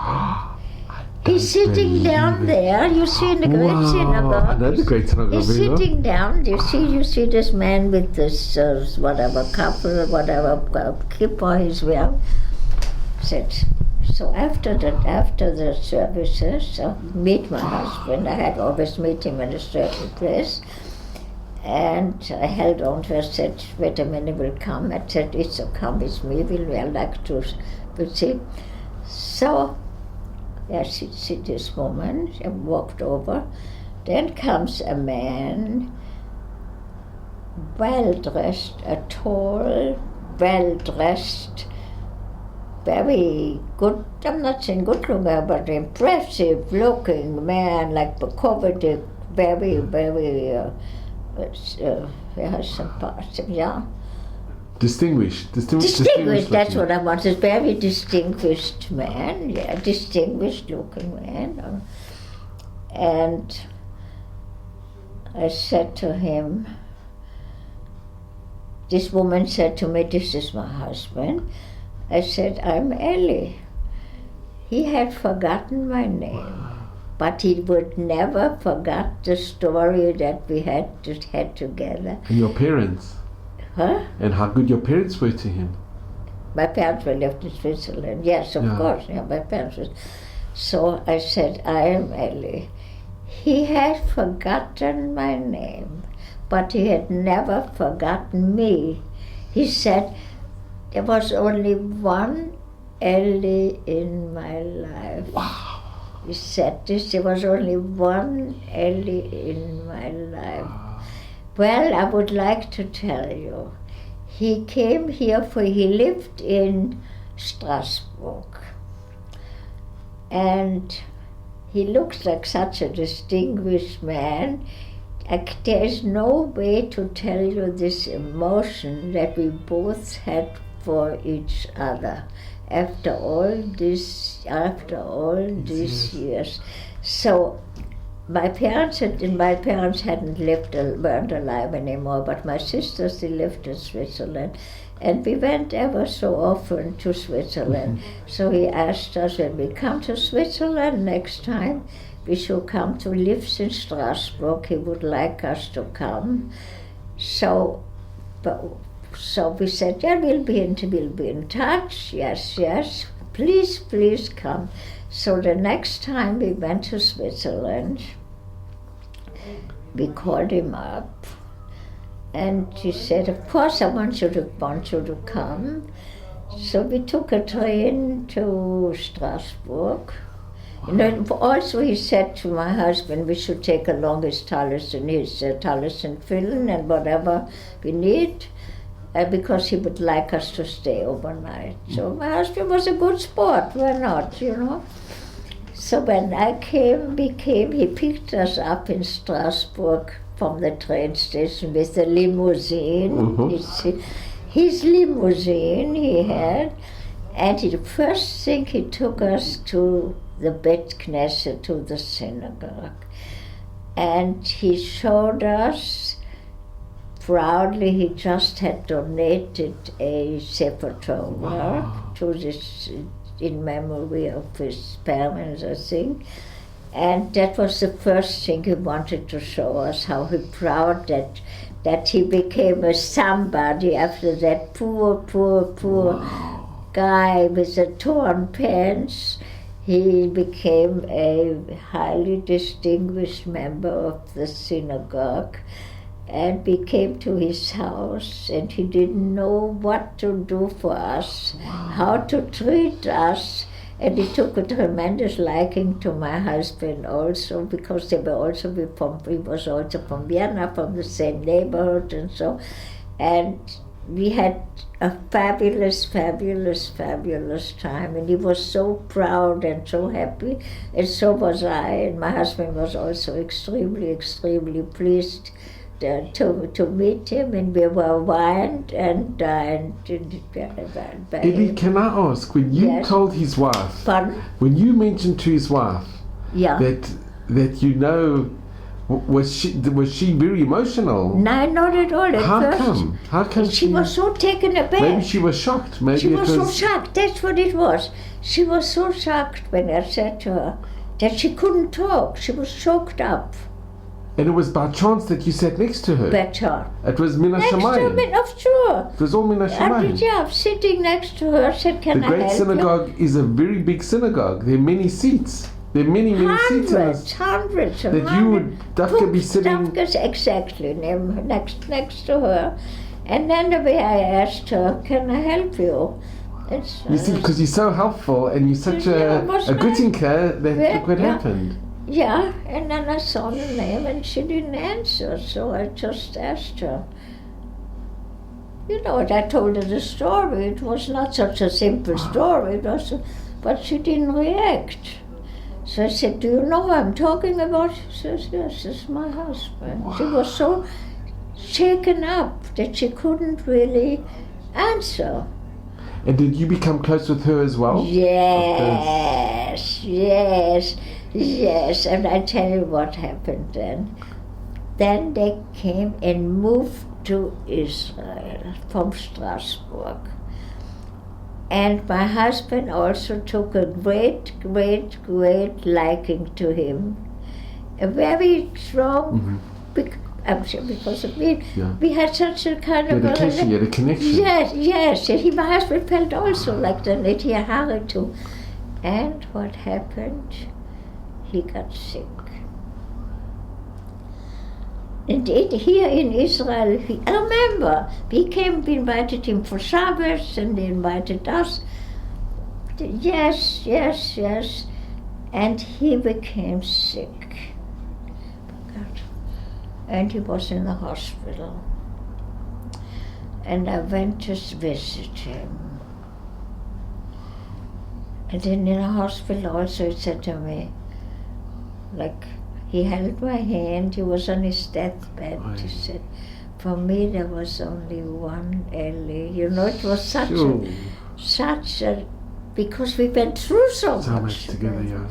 It wasn't a love affair or anything. But you shared so, sure. We went so much, meant so much to each other. But your parents saved his life by taking him in.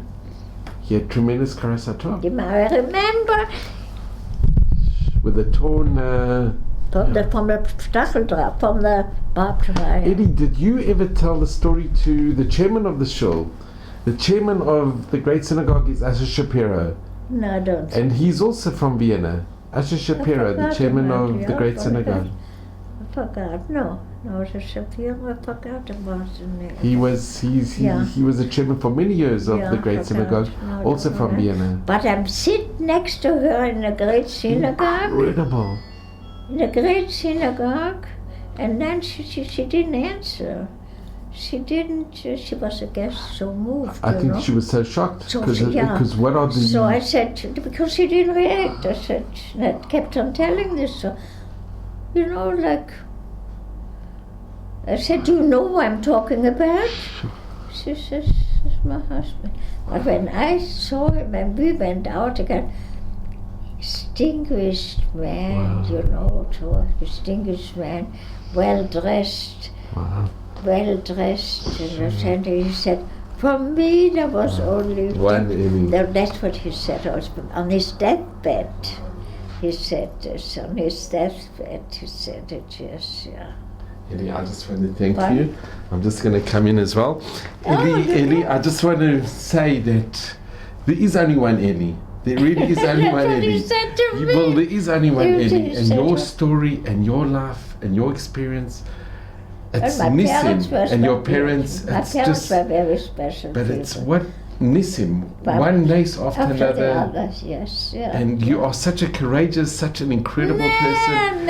It's the goodness, your goodness, your goodness. Just has to be done. But I your goodness, really, how you saved, how you went to the officials to plead for their lives. No, it was just my father doing. My father had a tremendous influence upon me. Well, Eddie, I just want to thank you from the bottom of my heart, It was a great and to say this has pleasure to been tell the you most so. incredible experience, to the greatest chut, the greatest honor to meet you and to hear your story. You make me, And I am so grateful. You make me blush. Eddie, I'm so grateful, Yes. and there is only one Eddie. There is only one Eddie Braun. But this is what he said. No, he said for me that I will never forget it because it was so emotional.